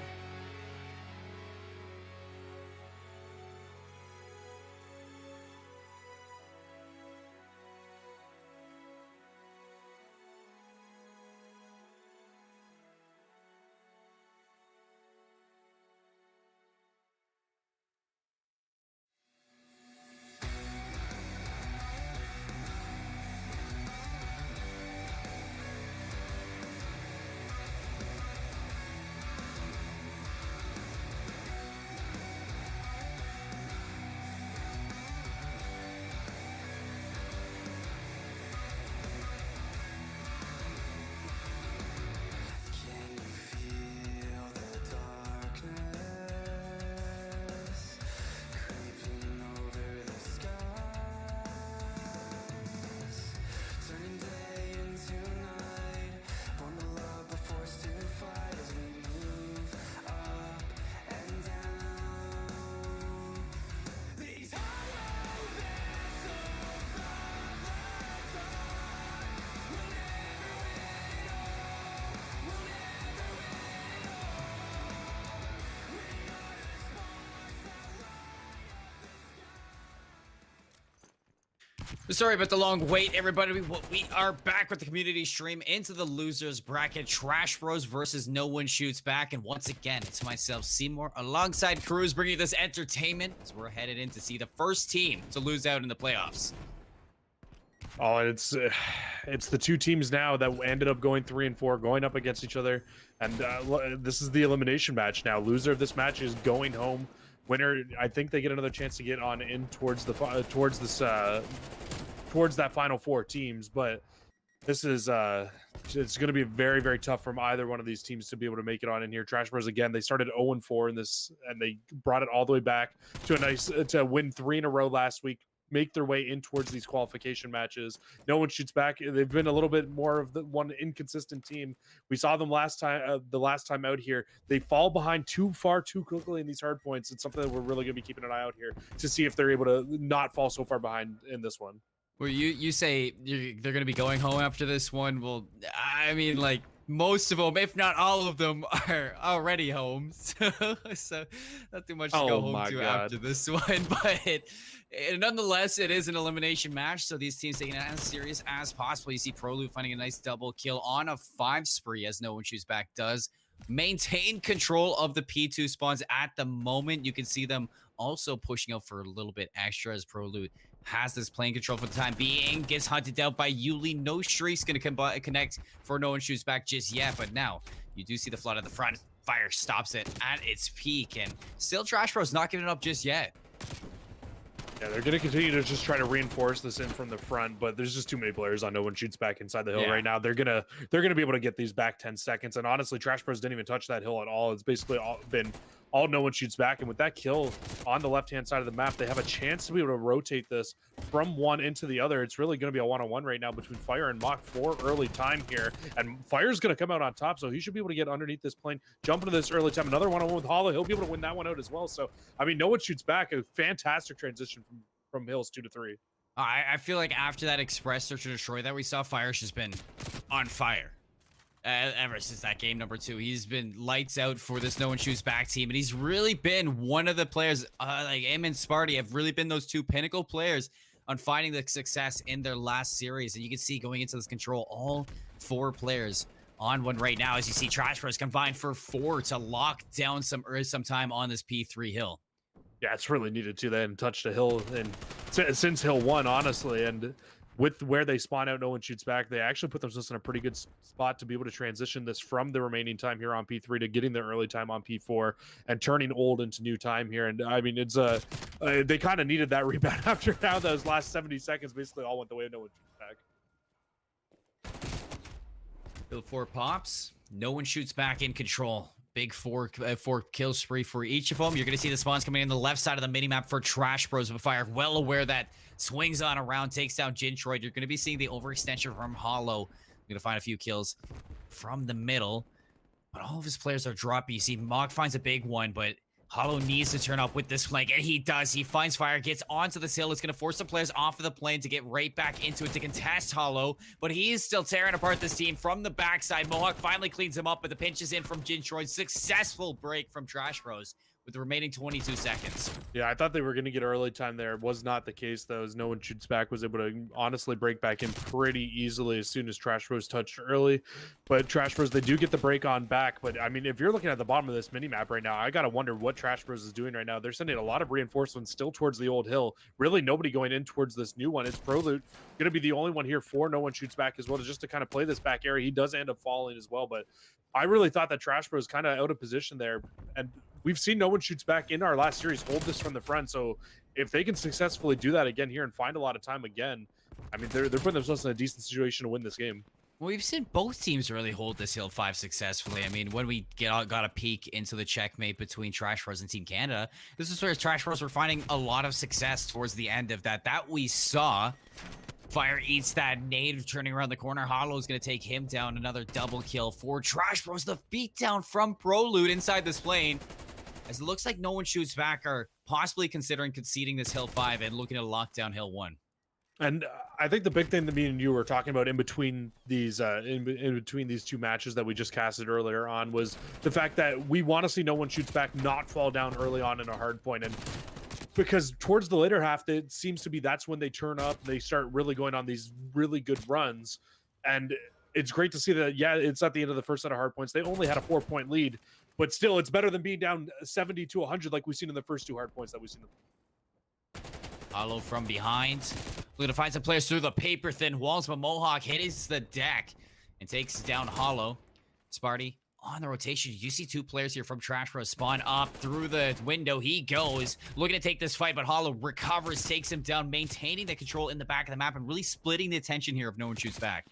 And it forces a spawn out too of one of the no one shoots back players. Actually, make that 2 now, as 2 of them are going to spawn out, and all the players on Trash Bros actually spawn up towards that bottom right hand side of the mini map, so they can all look to now reinforce up towards this yellow creep and try to break on in. But I think right now that it just looks like they have control of these spawns.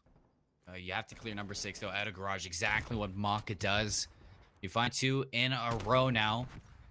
It is going to be an expensive hill for no one shoots back. You expect Trash Bros to climb back a lot, especially considering Jintroid finds Proloot inside of NASA. Seems like no one shoots back, grouping together for another hit. The crossfire set up from Yuli and Jintroid here. Gonna take the fight onto Jintroid, not able to need Yuli whatsoever, but the flurry of kills for no one shoots back to take the second hit. They don't account for Yuli to be in this corner, finally cutting him down, but the damage has been done. Spawns are gonna come up for Trash Bros into the back of garage to maintain this hill, but nice 3-piece for no one shoots back to break on in from the front. Huge break there, but considering they got the all 60 seconds on this hill the last time through, they're able to get the back 30 here, because if you're Trash Bros, you really don't have the time or the facilities to really try to push up and reinforce this hill again and try to break back in. You just need to push back and just try to set up for new. See, teams are really occupying the top and the bottom of these mini-maps. You do have Trash Bros still spawning into the back of P2, so no one shoots back in a better position here, but with these kills from Hollow, looking to open up spacing for his team. Fire answers back, and no one shoots back, getting spawned out and really forced off of this hill. This is really where we saw Trash Bros start to kind of bring it back in the last half of the, or in the first set of rotations. Is once they were under this plane, yeah, they got a little bit of time here. This is where no one shoots back. They kind of broke away. Trash Bros gets a huge break on P4 and holds it for the majority of the time on P4 and P5. And if they want to come back into this game against no one shoots back, it's going to have to be much of the same here for themselves. And I mean, they're doing a great job of just zoning no one shoots back out on that right-hand side of the map right now. Yeah, but at the same time, no one shoots back, keeping them off the hill. So you see Fire looking to find a few kills onto it. Yuli and Jintroid find two. Sparty, two of his own. This is as scrappy as ever, as it's known to be on Hill 3. You do see that no one shoots back are going to be late to the party on that Hill number 4, as it is going to pop in a few seconds. Probably has snuck his way in behind, so he might be able to do a little bit of damage onto these players if he catches some good timing. He's losing teammates fast, though, so you want to see him make a move quickly, able to find Hollow, but now they know exactly where he is. The hunt is on Mock. Drops as well. Prolute doing the deed in the backline. He's able to open up a route for Fire to get onto this hill and win a big one-on-one against Yuli. All of that early time, there's literally one because Jintroid is sitting in a corner outside of yellow, and he's able to find 2 kills on transition there to give the Trash Bros a good amount of opening there and slow down that no one shoots back push. Unfortunately for them now is that no one shoots back. They all come off spawn. They're able to break right back into this hill. Only 30 seconds away from putting this one away now. And I mean, Trash Bros are spawning quite far away. And this is the same situation no one shoots back sound themselves in last game, where Trash Bros now are going to have to rotate from this old hill all the way over to the new hill without trying to give up any time here. And they're stuck. I mean, they're stuck in those P2 spawns. They need a big break, and they need it quickly. They find Fire, but now it's Mohawk pushing you back. There's so much map control here for no one shoots back that it's tough for Trash Bros just to escape that plain meridian at the middle of the map. But Hollow finds 2. Mock gets into this hill. Trash Bros looking to break on in. They need to clear Proloop, but off spawn, Fire finds a big 2-piece. And Jintroid goes down for no one shoots back to take the map. That just looks like a much better no one shoots back team on this checkmate control than what we've seen in that last game on checkmate control. Honestly, kind of looked like the second half of that checkmate control against the likes of Built by Gamers when they really start to make that comeback for themselves here. They looked a lot more dominant, able to really control the spawns a lot better for themselves as well, and just really were coming out on top in a lot of gunfights over the likes of Trash Bros here. And let's not forget, the last time these two teams played, it was Trash Bros that came out with the 3-1 victory. So just the fact that no one shoots back, able to take that first map, it's going to give them a lot of confidence going in towards the back half of the series. And we were talking a little bit about no one shoots back. You mentioned it inside that hard point as well. It makes it a lot easier when you're not fighting back from that early deficit. So they were really kind of from start to finish keeping themselves in it for when they do turn up in the later ends of the game. So it's what you like to see. Now moving into the search and destroy, if I'm not mistaken, we were told what this map number 2 is. I don't have it written down, so we're going to raid, search, and destroy as that second map. And I honestly, this is going to be good because raid was a good map for the side of no one shoots back. And when you're thinking about Trash Bros, we saw what Team Canada did to them on raid and control. But control and search and destroy are two totally different modes. So I don't really want to read too much into that control, the raid control, at least in terms of looking in towards the search and destroy. And I mean, we can take a full look at our maps and modes as well here and just kind of see what the rest of the whole series takes a look like. But it is going to be the hard point on checkmate, followed by the raid, search and destroy, checkmate on control, garrison, hard point, and the Miami search and destroy to finish it off. And that Miami search and destroy sneaks in again, and I mean, it just worries me for no one shoots back, man. It's a tough map, and if it goes the distance, I would definitely be worried too. But seeing that hard point, it seems like they are the better, or they look like a lot more of a composed team on the respawn time. So it's kind of like flipping the switch here against the tempo of Built by Gamers, because right now no one shoots back. Taking that first hard point, it gives them one step closer to escaping the need to go to that Miami search and destroy. Yeah, absolutely. And I think the other big thing that we were talking about in the green room before we got back into this and we got really going again talking about this match was the fact that Trash Bros, the only map that they actually took off of Team Canada was a hard point. So we thought that maybe the hard points might be a little bit tough for the side of no one shoots back to be able to take in this series. And they kind of just blew Trash Bros out of the water. So that's a really good start for the side of no one shoots back to be able to take that hard point, because they did look definitely stronger in the search and destroy and the control than what we saw them look in the hard point earlier on today. I mean, I wouldn't say that blew him out of the water there. It was kind of, you know, checkmate goes. You get one good point, you're right back into it. It could have gone either way, but I do see what you're saying. They did look good on that hard point, but when you're kind of looking at Trash Bros, it's a good opportunity to kind of keep that pacing. You know you were knocking on the doorstep in that hard point one. You take the search and destroy, or you take that control, one of those two middle maps to force that second hard point, and that's where you really get to kind of take another hit at it because you were just like knocking on the door of no one shoots back though. That one hard point would have brought them back in. So excited to see this team bounce back on this raid search and destroy. What are you highlighting in this map though? Right, raid search and destroy. I think if you're Trash Bros, I think you need to find a way to slow down. No one shoots back. I kind of felt like they were just kind of sprinting at them over and over again there, and just not allowing the side of Trash Bros to really get their feet under them, which is weird because it's the team with Jintroid, Mock, and Hollow, who I think are three players who can, and even Yuli, I should say too, who can all slay back. It just kind of felt like they got outslayed in that first game. So I mean, maybe if they can pick up the slaying here going in towards the raid search and destroy, which is one of those maps where mid map control and slaying can be very heavily affected in towards who's going to win these rounds. I think that's the big thing for me when I'm looking at Trash Bros on if they want to be able to pull their way back into this series. I think Yuli's going to be very important into that SMG role, especially on a map like Raid. It's where you can have that slippery player get in behind. And I know Fire was doing that a lot on the hard point and checkmate, but if Yuli can kind of pick that up and go toe to toe with Fire here and really check that SMG player, it's gonna provide or it's gonna deny routes to this no one shoots back team. And if Trash Bros can really keep in check these players and keep away those sneaky SMGs, they could have a chance of definitely slowing down this game. So I definitely agreeing with you. That's where we're going to be looking at Trash Bros to pick up the pace into the search and destroy and bouncing back here. These teams are looking to be ready to go. And when we hop back into it, can't wait. I'm excited to see who starts on which side because I feel like having that attacking side is really going to be showing how fast these teams are looking to break on out the gate. Yeah, I mean, talking about attack too, I'm actually really interested to see like what we're going to get on attack as well. Are we going to get one of those raid search and destroys, which is just everybody running straight at each other through the middle of the map, or are we going to get one of the more slowed down, cynical search and destroys where people are being very methodical about their attacks on pushing one player over towards ring, you send three players towards water side of the map, and just vice versa, really playing different parts of the map? Or are we just going to see head-on-head hits like what we used to see back in the Jetpack COD days, which has honestly been very similar in this raid search destroy, at least from what I've seen this year? This is one of those maps where we do see a lot more head-on-head hits.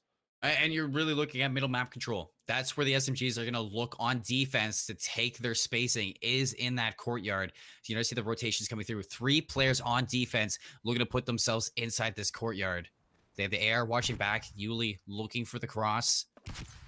He actually sneaks across. I'm not sure if Prolude spotted him or not.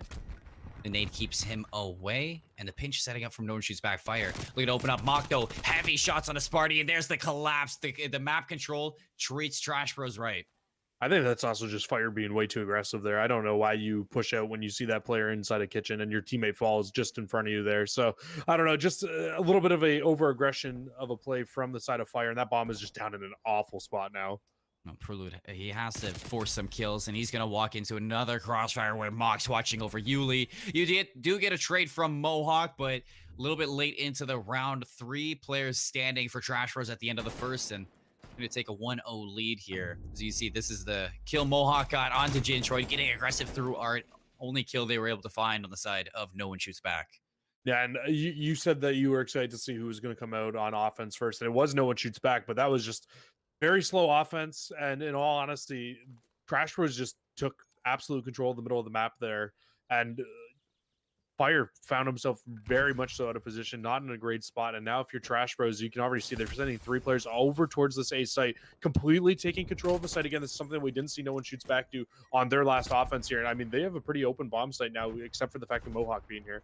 Yeah, Trash Bros playing very proactive, and no one shoots back very reactive right now on the search and destroy, and it's not helping them whatsoever. Just the pacing of this game favoring Trash Bros in every sense of the way. Prolude able to take down Hollow all the way in that mid stairs, but you lose that on two players, and that's not going to be good. Mohawk, brilliant shots onto Yuli to even us up, but the bomb's going to go down. Time against Trash Bros.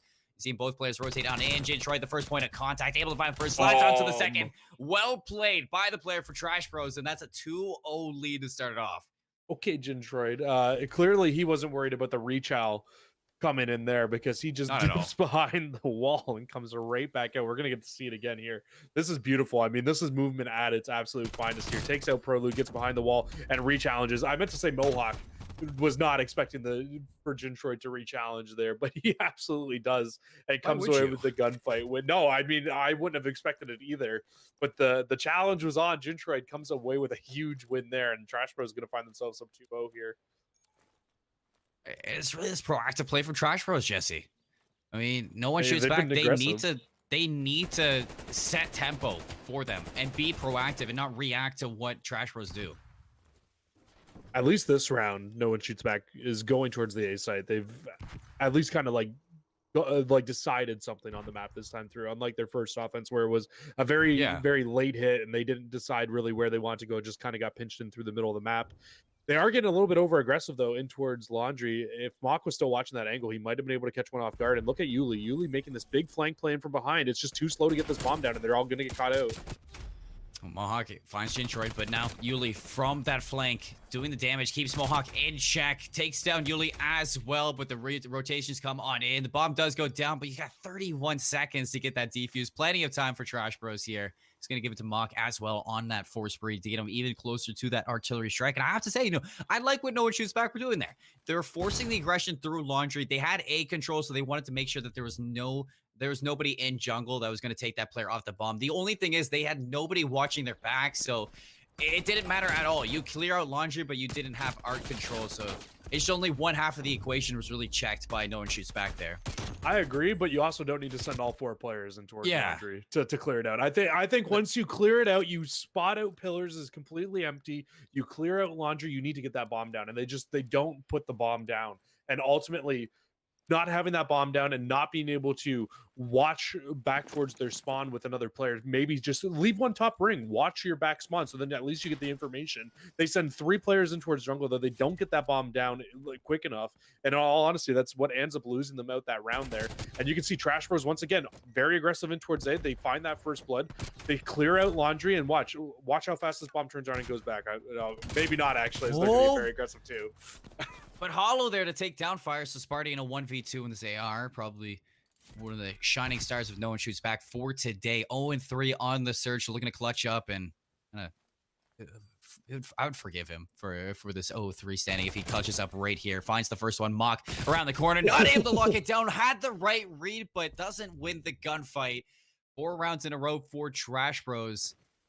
And I mean, this exact play that you see from Trash Bros here, to push out past Laundry, this is what No One Shoots Back we're hoping for last time. Yeah, it's what they were trying to do, but it's just a matter of fact of the players being there and the players not being there, right? So, yeah, I mean, I guess you can say it's one of those situations where No One Shoots Back. They find themselves in a spot where they were expecting players there and there wasn't, but still, nonetheless, it just took way too long for them to get that bomb down. Still, let's see what they decide to do here on this offense. It looks like it's going to be more of a mid hit now coming in, but there are a lot of players here from Trash Bros to try to defend it, but they all end up falling. Well, I mean, they looked really good on Express in that first series we saw in the night. That was more of an Express-esque hit. You send all 4 players just down mid to back it up, and you know that, I mean, one of you has to find the kill at the end of it. So able to find 2 off of that, dropping nobody whatsoever. Sparty with the bomb in hand. They have no idea that they can rotate to A and put the bomb down without congestion. But with this rotation, they might be looking to take another swing at that A side and just secure that nobody's in their back line. Mock's playing streaks too on 5-0, so he's probably not going to be getting too aggressive this round. You can see him; he's in basketball. He has 0 interest in trying to shut this bomb down going in towards this A site right now. And I mean, they've got a round to kind of throw away here too if he just wants to play these streaks. They have a lot of cushion. And with this, I mean, why not just put this bomb down? You got the player advantage. I think it's because they know that he's on streaks. They're trying to hunt him down to get him off of these streaks. Well, yeah, bring as much time to get that positioning in as you can before you're secluded in the 40-second marker, Hollow. Making sure that you can cut off any player before they can get to Mock. Gives himself away. Nade not going to land onto him. No One Shoots Back playing very passive against these players. They don't want to give up any kills to the players on Trash Bros, knowing that those streaks are active. Mohawk going to take down Hollow. Mock all alone, running for the hills to keep these streaks alive. Yeah, and that's exactly what he's doing. He's just going to get out of dodge, keep the streaks alive. He might go and challenge, maybe try to find one, but I don't think it's the right play here. And yeah, no, he's just going to sit in a corner, hope maybe he can catch one off guard. But nobody on no one shoots back, going to get too overzealous here, and they're going to take that first round finally. Just an easy round there. Very, very proactive hit through mid. You send all 4 players here. Like I said, one of them had to find it. And it was just a 3-on-4 there. The shots heavily favoring no one shoots back. It's just outgunned. Yeah, that's just one of those situations where both teams send all 3. Whoever's going to take the gunfight takes the gunfight at the end of the day there. And it was no one shoots back that comes out on top. And honestly, it's the first time that we've really seen them get aggressive though too in this map, and it's ultimately what leads to them winning that first round. Trash Bros though going to come out with a much slower offense than what we've seen from them so far here. Every offense up until this one has been a hit very quickly in towards that A site, and this time it's going to be slow, it's going to be methodical, and it's going to be heading over towards the B site. It looks like. I'm not sure if slow methodical might be the right call, but with Yuli opening up with the first blood on the Prelude, just might be the case that you're looking for mock spots fire on the cross. He's going to give that information to his teammates. And you see a split 2-1 before no one shoots back. You lose out of fire in the middle of the map. It opens up so much rust, but Mohawk undetected into the back line, looking to take a few players down before they reach this. Spots Yuli in the back. Excellent trigger discipline, looking for another, but bomb goes down at A. 2v4 now, 2v3. Hits the deck. Sparty for the combination. Each player on Trash Bros is on separate sites. Sparty, if you win out on this, it's going to give you so much power positions over to A. Spots Mock, shoots him in the back. A free kill there. They have site control. Hollow so far away from this. The bomb is planted for him, so he just has to play for time. Just wait it out. If you can make it a one-on-one, it would be great. But Sparty might actually be behind cover. It's going to force Hollow into an uncomfortable position. Mohawk ready for it, and that's another round and no one shoots back. Yep, Spart found the spot just to lay down behind the wall there, where he was able to stretch it. And I'm not sure if they had it planted to watch from steps. It looked a little bit like maybe it was planted to try to watch from the Art side, but unfortunately, with them falling earlier on in the round in Art, it just makes that a lot easier for the side of no one shoots back to retake that. That's a 2v4 retake, huge retake from the side of no one shoots back. It keeps Trash Bros away from match point or map point. So yeah, that's true. This one round at a time. Another 4 hits mid. It worked last time. And hey, if it worked, do it again. Yeah, they found their recipe for success on offense. Apparently, it's going to be sending all 3 players in towards that middle of that map. But this time, the rest of the Trash Bro players is going to be a lot more passive here, just playing back and trying to not give up a bomb site necessarily, but just playing towards A. Mock's going to get out of dodge so quickly as soon as that stun comes in, though. Might be able to give Fire an opening to hop up in here once he heals on up. But he think he's going to opt to rotate all through. But I think Detroit heard him, so he hunts him down, takes him out of the equation. 3-on-3. Maybe a 3-on-2 with some early shots from Sparty through the wall. Going to take Detroit back out. But has this bomb. He's looking to just make sure that nobody can shoot him while he's putting this down. So the last 2 players on Trash Bros backed up into Laundry. You spot out the first. That's going to be Hollow. Mock, they know exactly where he is. Mohawk set up on the back line, and that's going to be a 3 in a row now for no one shoots back. They're right into the search and destroy once more. All right, Trash Bros, pick the pace back up again. We literally said it going into this game. We said they needed to pick it up a little bit, you know, bring this lane like we know they can do, and they did it through the first 4 rounds. And then these last 3, they've just been like, hey, let's just, you know, let's hit the brake a little bit, stop pushing on the gas, let's give them a chance. Nah, man, when you have that 4-0 lead, you don't get passive, you don't put the brakes on. You need to keep the stranglehold around your opponent and just really get in and close it. And you can see Trash Bros already getting that aggression back on, pushing all 4 players in through the middle of the map and completely taking map control. You got to be careful, though. No one shoots back. They have 2 players on each side, so if you're in the middle of the map, you might be able to get sandwiched out here, but you're going to see Detroit force good timing onto Fire, opens up first blood in favor of Trash Bros, and Mock finds number 2. Not accounted for Prelude into the back line, so it is going to bring it to a 1-player deficit. But Trash Bros, they know this. They're just going to rotate all the way through their spawn right back to the A site.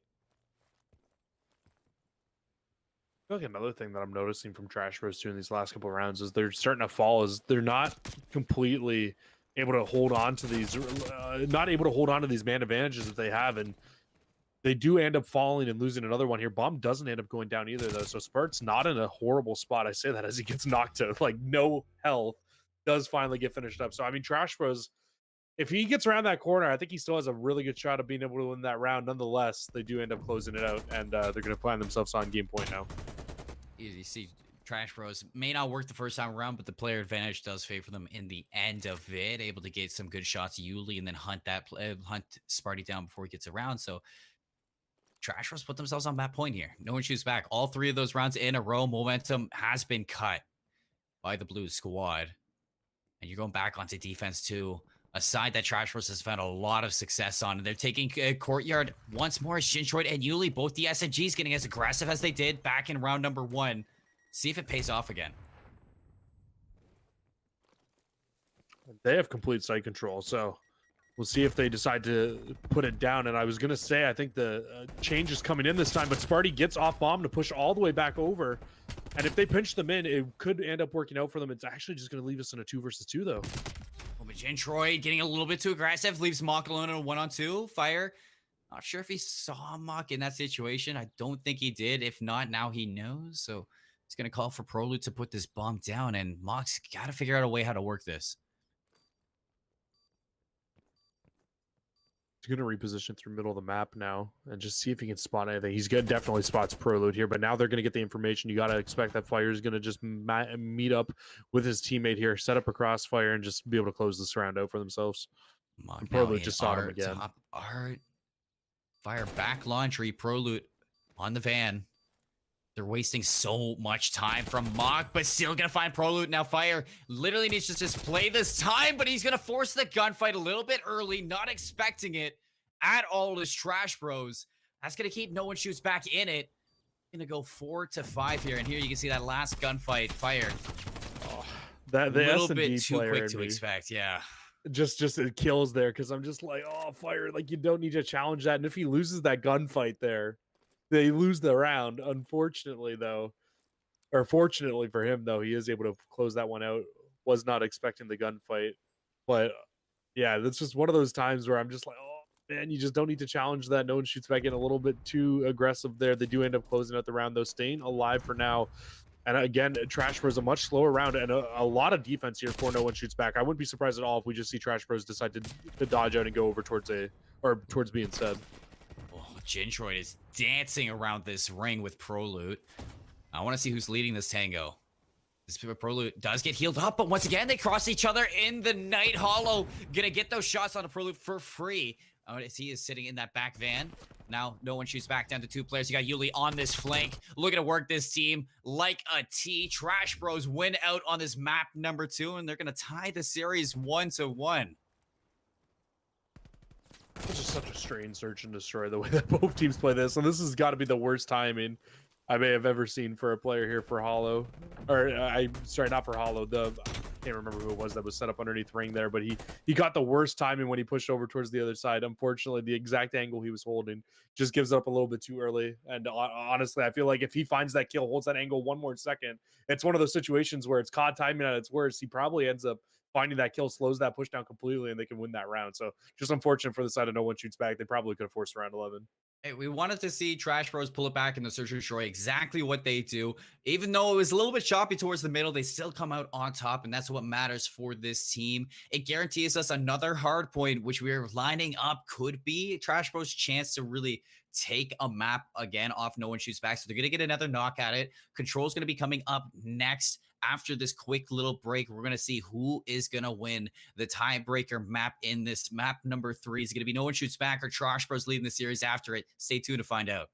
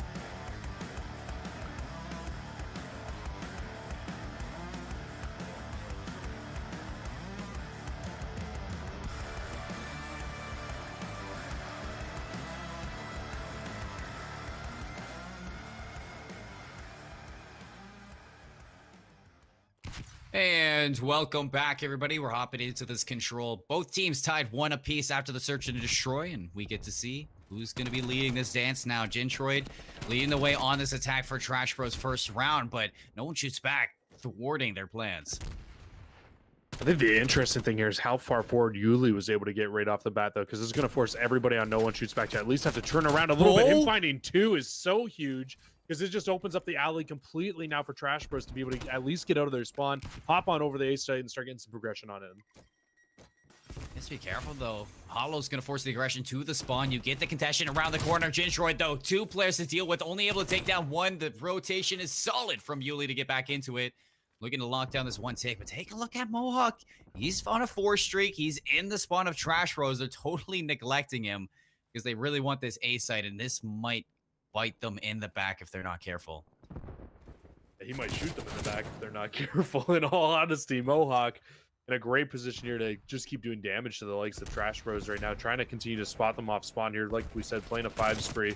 And, I mean, it forces them when he's in that spot to continue to spawn up top yellow towards that crate, and he's able to find his 6th in a row. And what this does too is it just filters all the players into the rest of the no one shoots back players. It's such a great spot for him to be in. He's got to be careful though. You definitely want to find these streaks here. Oh, and he falls. He doesn't get them. Finally take him down in the end of it. No streaks yet for no one shoots back. I guess that's a saving grace here for Trash Bros into this round because you got 16 seconds left to tick to A and not a lot of control whatsoever to it. They finally clear out yellow. Gintroid plane control as well. You're going to get Mock a kill onto Sparty, so that's going to get them onto the site and stop the clock. Now to clean up Mohawk as well. You can split yourself on both A and B. I'm not sure how much I love the fact that they split here too, because as soon as they find Gintroid off 1-8, they can just put their full pressure now back over towards the other side. It's exactly what they do. Mohawk finds 2, closes the round out for no one shoots back. I mean, they weren't in a great situation to win that round either way, but I feel like when you're down to that little bit of time left on the clock, you just kind of need to hit both sides, put all your pressure on one so you can try to play together as a team. It just doesn't end up working out for them. It's not the worst call to make. I mean, you do split the difference between no one shoots back players, but like you say, once you just overpower that player underneath the wing and you had a ton of time to get back to that A site, it's just Trash Bros really didn't have anything working for them in that attack, and you can really see off that last push and how comfortable no one shoots back was. Yeah, now Trash Bros, they're gonna have to basically answer back with another really good hold here for the, or with another good defensive hold for themselves though this time through.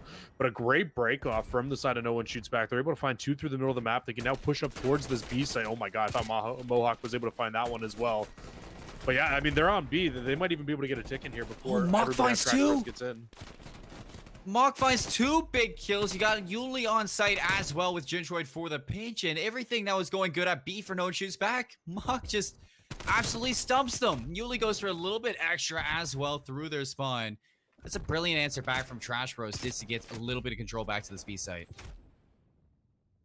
Yeah, and just as good as that break off was, it just ends up being really slowed down now that Trash Bros gets that final kill, and you can see they're just going to put their full focus going over towards A now.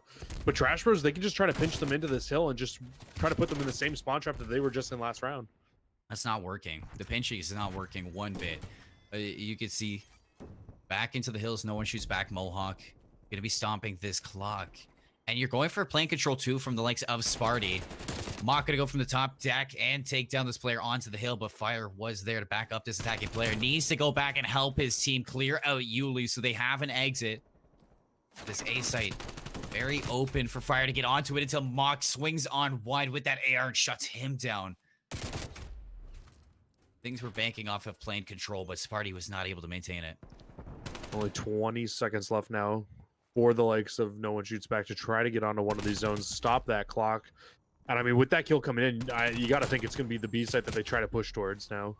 You can see, just as soon as any player on no one shoots back gets onto a hill cruise, there's another player from Trash Bros able to just jump down from a wing and take him off of it. So you really need plane control here.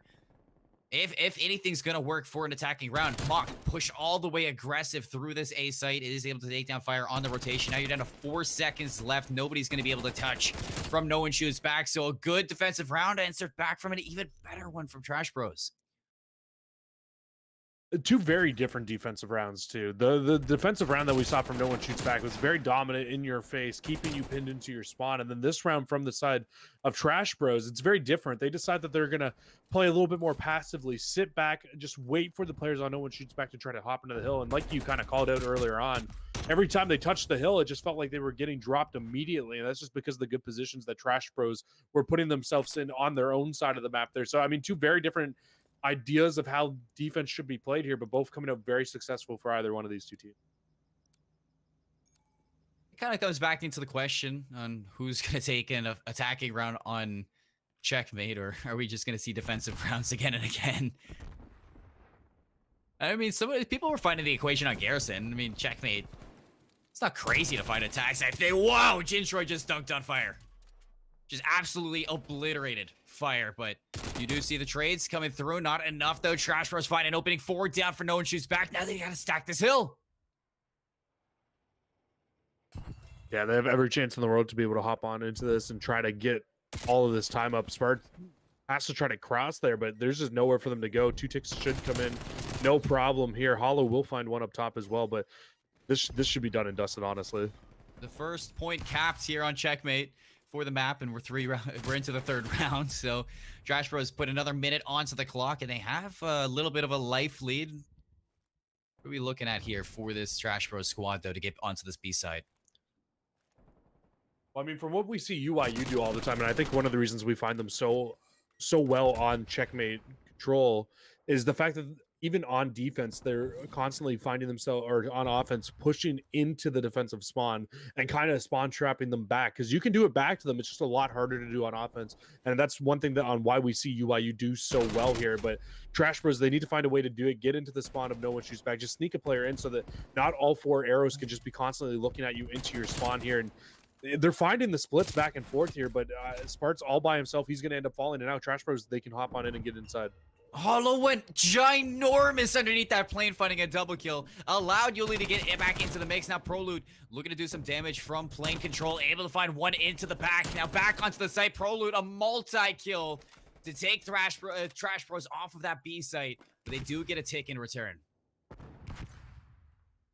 And now it's back into that classic situation of the defense. They get one wipe. They can push all the way forward. Prolude's in a really good spot forward where he can just, even if Trash Bros players get the pass, he can shoot them in the back, because I guarantee you they have no idea he's here.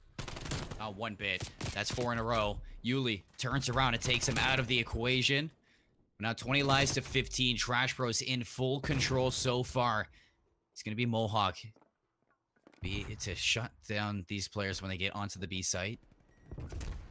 As he's just tucked away onto this plane with Sparty on the opposite side. They deal with Sparty, but Mohawk now comes out from the corner, finds one, but 4 down now. Trash Bros just need to hop this site, and they have the B site on lock. Doesn't look like anybody's going to be able to touch from No One Shoots Back. You just got to keep all 3 of these players on. That's going to be the first attacking round for Trash Bros. Yeah, what they do so well there, too, at the end is just, even when the player on No One Shoots Back is in their spawn, they just slow it down. They completely clear out their spawn this time, and it's something that they weren't able to do on that first offense. I feel like they did it twice here on this offense, as they're able to clear out their spawn, push forward. It opens up so much of the map for them to get forward, and honestly end up closing that round up for themselves. So they stack the point. And yeah, I was calling for them to maybe get a little bit more aggressive there, push even further forward to try to pin No One Shoots Back, but it still works out for them nonetheless there. Now you're looking at an answer for No One Shoots Back's attacking rounds, because Trash Bros, they looked really good on their last defense. There's Prolude finding Yuli underneath the wing. He's going to hop onto the B site. Stops the clock at a minute 15. Gaining a little bit of progression at B as well. But Jintroid from that plane wing is able to find only one. So No One Shoots Back still with some players on the B site. Getting progression here. You're going to have to see Trash Bros for another hit here. Mock finds 2. Hollow the 3rd. And it's right back into the mix. Oh, and they had such a good chance to try to put them in that spawn trap, but those 2 kills from the side of No One Shoots Back absolutely helps them try to get out of their spawn here now. And Spartan Fire finding those 2 through the middle of the map, it's going to open up every angle now for the side of No One Shoots Back to really try to be able to push on out. But they need to take the plane. They need to hold it on, and that's not what they're doing at all. Prolude gets cooked inside there. And it just opens up a world of opportunity for Trash Bros to get back into these sites and shut them down. It's what was happening back on the last defense, and it's happening again now. I mean, to be fair, they really haven't even had a chance to get inside of the plane, really. Trash Bros, every single time they lose it, they just send and reinforce more and more people inside of it. It's just making it so tough. It's just a great defense from Trash Bros.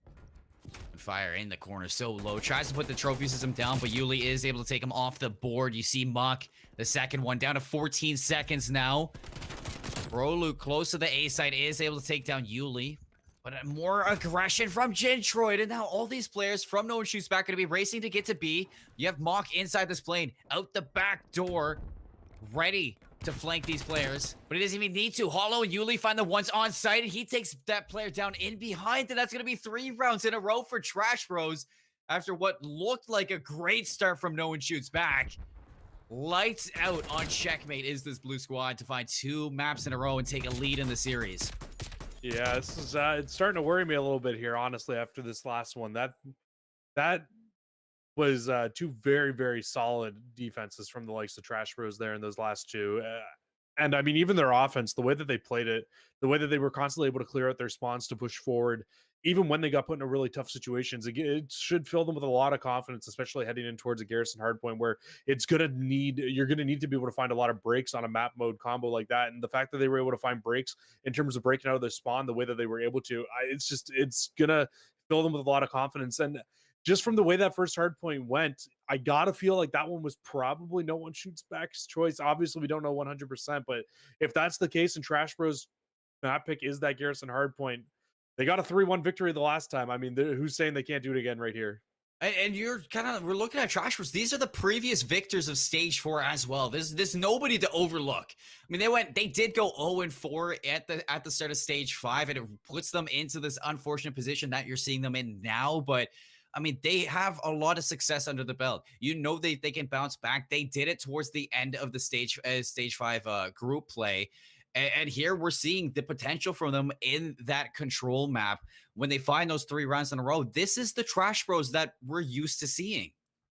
Yeah, and I mean, let's be honest too. We saw them get absolutely dumpstered on the raid control. So the Oh, fact yeah. that they came out and they got a different map, I guarantee you they banned raid. No chance they were playing that again today after how bad they looked at it earlier on today. And they get the checkmate and they end up being able to close that one out. And then I'm just uh, I'm just looking at the back half of the series again, man, and it just worries me a lot for No One Shoots Back. The Garrison Hardpoint, sure, I'm not going to count them out of that. They definitely have every chance in the world. It plays very similarly to Checkmate on Hardpoint. Sure, you've got a good chance there, but that search and destroy on Miami, man, that one scares me so much. Still, I say it time and time again. It keeps getting through for No One Shoots Back. But the last time I saw him Yeah. play it, man, it was so many mistakes. So if they're not going to learn from those mistakes, it's going to be tough to win. But I mean, first they got to get through a Garrison Hardpoint. It's something that you hope to dodge if you're looking at No One Shoots Back here after the previous games that we saw from them. But you're gonna have to get through that game 5 now. It's like it's nothing. If No One Shoots Back want to stay in the stage 5, they have to take that map number 5, and it all starts with Garrison. So when you're looking at this team, what are you highlighting in No One Shoots Back for Garrison Hardpoint here to kind of lead their way into this map 5? I mean, they got to do everything that they did in that first hard point. You need to make sure you're winning your rotation, setting up early. The ARs are going to be absolutely everything for the side of No One Shoots Back. I think on a Garrison hard point, you need to make sure they are locking down those lanes. P2 and P3 are those hills that they absolutely need to be holding on to. Just make sure you're not giving up a big amount of time on those hills, and you'll find the same success that you found on Checkmate. It just comes down to just coming through and following through with it, because I think either one of these 2 teams could honestly take this map mode combo. I think it's a perfect map to go to between these 2 teams. Very even when you're looking at the slaying potential and the role potential for each of these players. As it's another one where I'm looking at these slippery players, Yuli and Fire on each side to kind of check each other. I know they're going to be looking for these flanks, and flanks on Garrison can be deadly for either team. So I think I'm going to be really highlighting these SMG players and really in turn to give those SMG players to that opening, the spacing that they need. Especially for No One Shoots Back. I mean, Sparty's been really good for this squad on that assault rifle roll. So if he can keep it up, it's going to give a lot of openings for Fire to work with. Yeah, for sure. And I mean, I'm just looking at it. You're not wrong. I really do feel like if they are gonna bring it back, it's you got to put it onto the subs too. Oh yeah. I know I'm putting a lot of pressure on Sparta and Mohawk in the AR role, but like Fire and Prolude, it's going to be just as important up to them to if Spartan Mohawk are finding you those long range openings for them to be able to push through, find those close range gunfights to really be able to close them out and win those fights on the hills. But I mean, like I said, they did it in the first game, so there's literally no reason why they shouldn't be able to do it here in the second. I mean, exactly. The only thing that's really kind of scaring me when it comes to no one shoots back is Yuli and Jintroid, especially on that checkmate control. I mean, towards the end of it on that defense, they were just finding every single opening they can. They were dominating the SMG role. So definitely going to be looking for a little bit of fight back in that role as these teams are ready to go for this map number 4. So I mean, this could be it. This could be our first team eliminated off of this map, Garrison Hardpoint. So where you're looking at no one shoots back to keep their playoff life alive. And in the other end, when you're looking at Trash Bros, you're looking at this number 1 seeded team into stage 5 to kind of light some fire under them and start the brilliant run that they need to get back into that first place. And yeah, right off the bat, you got Trash Bros already hopping to this hill. They're on the side that they realistically want to be on off the rip if you want to be able to get an amount of time here. But I think right now, if you're Trash Bros and you're looking at this, you're just thinking, hey, let's grab as much time as we can here before we even try to flip these spawns out. Here comes the flank. I was highlighting Fire. Talked away into the corner. He's losing teammates fast, though, so he has to make a move. He's able to take Jintroid off this point, but you do see the hunt is on. Trash Bros able to take him out quick and swift, but now Prolude to fill his role is able to find Hollow. He's playing very carefully. He doesn't want to push a little bit too far. Just going to contest this hill for a short while. Jintroid able to take him down, but now no one shoots back, looking for hill 2. And they're in a good control right now of it. One player is going to spawn out in Mohawk, but in all honesty, I think that just gives them a good chance to be able to push across the map. But Mock being able to find that kill in the back, it actually flips the spawns out. So now the side of no one shoots back, they have to try to hold from green, but both players in Sparty and Mohawk, they're going to fall. So the AR is not coming into effect yet for the side of no one shoots back, and it's a perfect transition from hills 1 to 2 for the side of Trash Bros. That was perfect. That was so clean. Trash Bros, they're turning it up here. I need Garrison. Not what you like to see if you're a no one shoots back fan out here. So give your team some love here. Show them the support. They're going to need it to take down this team. Trash Bros off the hill. Big break from no one shoots back. 4 down for the blue squad. And you can see that number 2, he's going to spawn all the way back towards point 3. So the rest of his teammates deep back tank. It's going to be a big play here from Mark, but Prolude might be able to sniff him out here. The nade's going to take him down to 4, and Sparty cleans him up. Read it so well, but at least Mock's staying alive there. What that does is it gives time for these 2 players on Trash Bros in Jintroid and Yuli to try to be able to get across the map, and at least they're able to find one. But Yuli by himself now, he's just going to get pinched by all 4. He does end up falling, so it got a little dicey, but no one shoots back. They're able to hold on to the spawns right away here. This is the exact hill that you're most likely going to see a lead change and the early games on. So it's good that no one shoots back for the first ones here. Important for the rotations, a key that you highlighted for the squad to lock down. Already off to a good start, but here's the flood on through dark. Hollow leading the way with the AR. Mock for the pinch on a Prolude. And things not looking good now for no one shoots back. Really turning the tides here are the assault rifle players. Mohawk backed into a corner. Yuli rips his head off of that glitch. Fire chimes in with 2 of his own. Things are getting dicey, but Jintroid with the beatdown, looking for Prolude into the back line. No one shoots back. They fight back into this hill. I think the big thing there too is one of their players on the side of no one shoots back actually ends up spawning out there, but it works out perfectly for them to be able to get a pinch back into the hill, to be able to get that time back for themselves, tie us up at a 60-60 game here as we look to head in towards the 4th hill. And I thought that we were about to see another really good rotation there from the side of no one shoots back from hills 3 to 4 there, but Fire falls. They do end up cleaning up the final amount of players around the hill, and they're able to hop back in already. Hollow's got another pinch. He takes down Fire. Sparty has to leave the hill to take him down, but brilliant read from Hollow again. Sparty gets taken down, and it's now Mohawk in the farthest pushed up position for his team. Tries to do the work on Jintroid, exactly what he is with that secondary. Now waiting for the reinforcements. Hollow able to clear him out. We're going to take that high ground control now, get in behind the team as Trash Bros in a really good position to blow open this lead here on Garbage Hill. Sparty might be able to break on in. He's being very patient. They neglect Yuli underneath them. The trade though favoring no one shoots back. They get back onto this hill as quick as possible.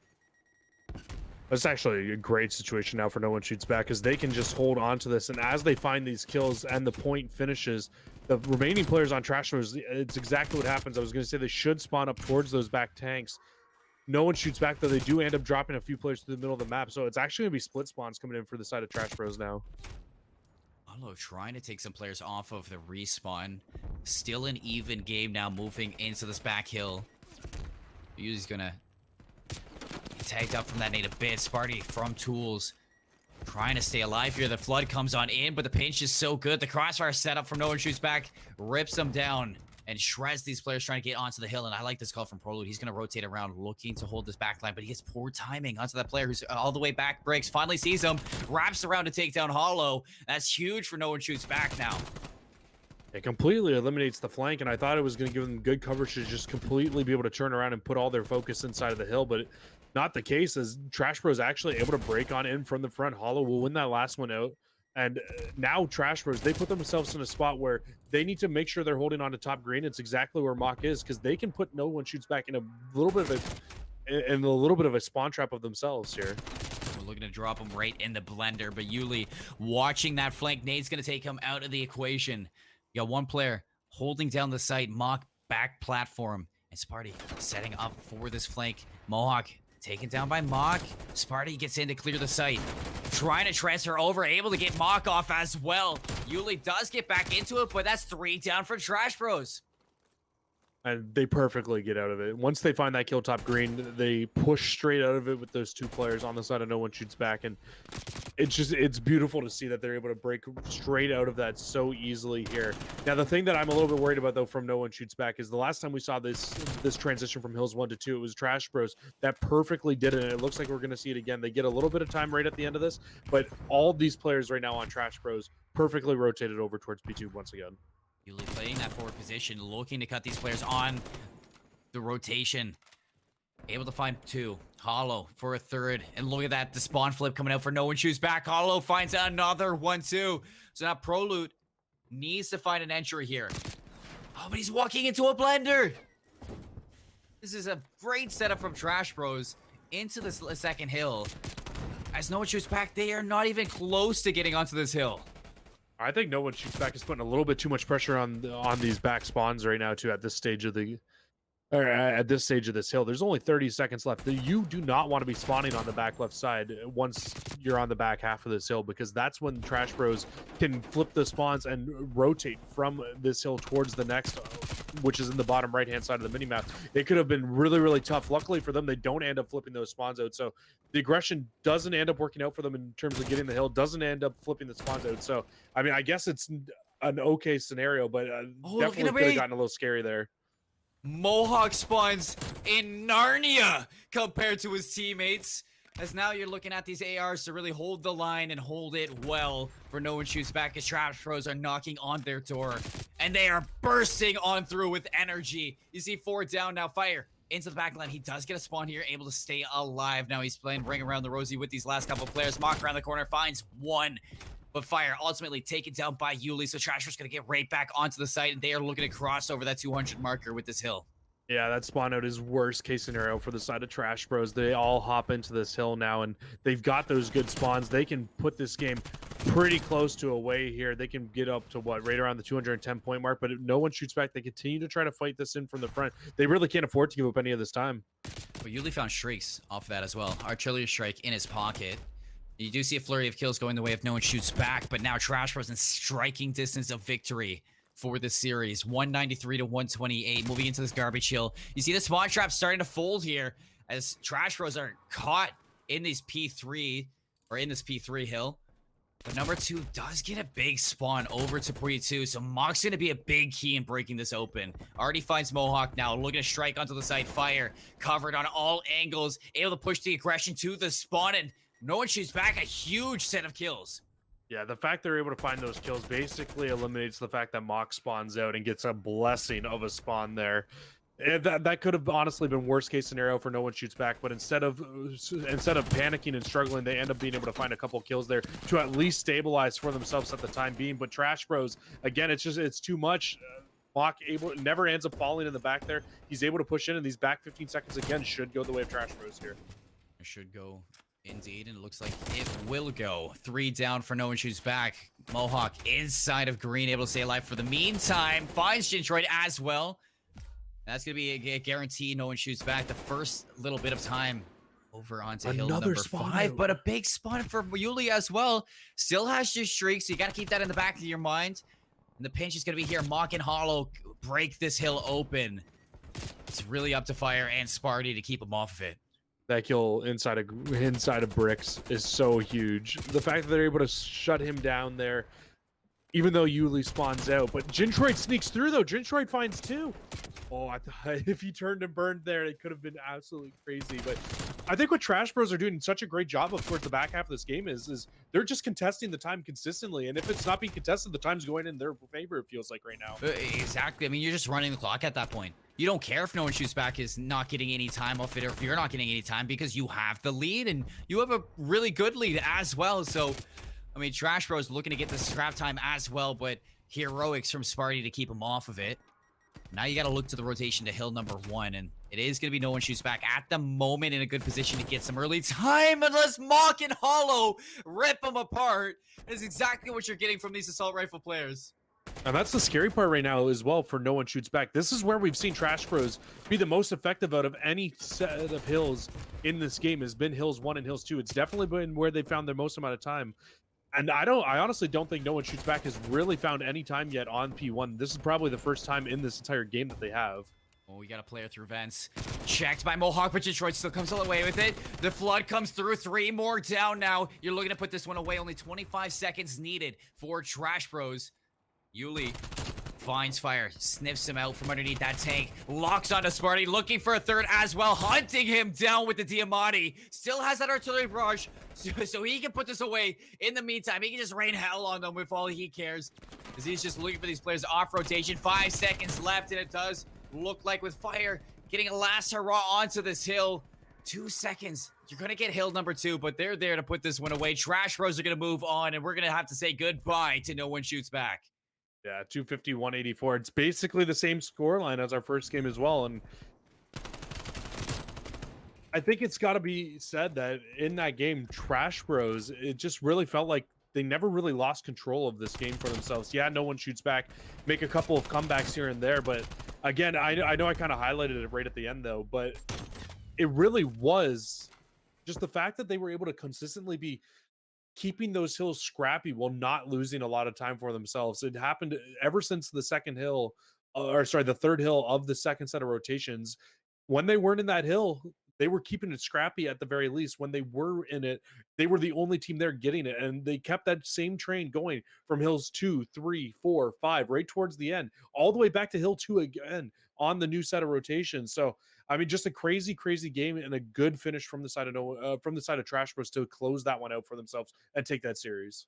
Yeah, well, let's take a look at that series and what we just saw through those maps and modes. That checkmate hardpoint leading us through that is going to be the only map that no one shoots back takes 250 to 180 over on checkmate. We hopped over to raid. It's exactly what we needed to see from Trash Bros was the pick up on search, and they picked it up and they never let go. Moving on to the checkmate, 3 rounds in a row after losing out in that round number 1 to take the checkmate with ease. We moved to Garrison Hardpoint, a little bit choppy, a little bit dicey, but like you said, it felt like they never lost control of it. They take it away 250 to 184 and ultimately move on into this bracket to keep their playoff lives alive. And I think if I take a look at this correctly, into that they're going to be moving into the qualification match to face the loser of BBG and Team Canada.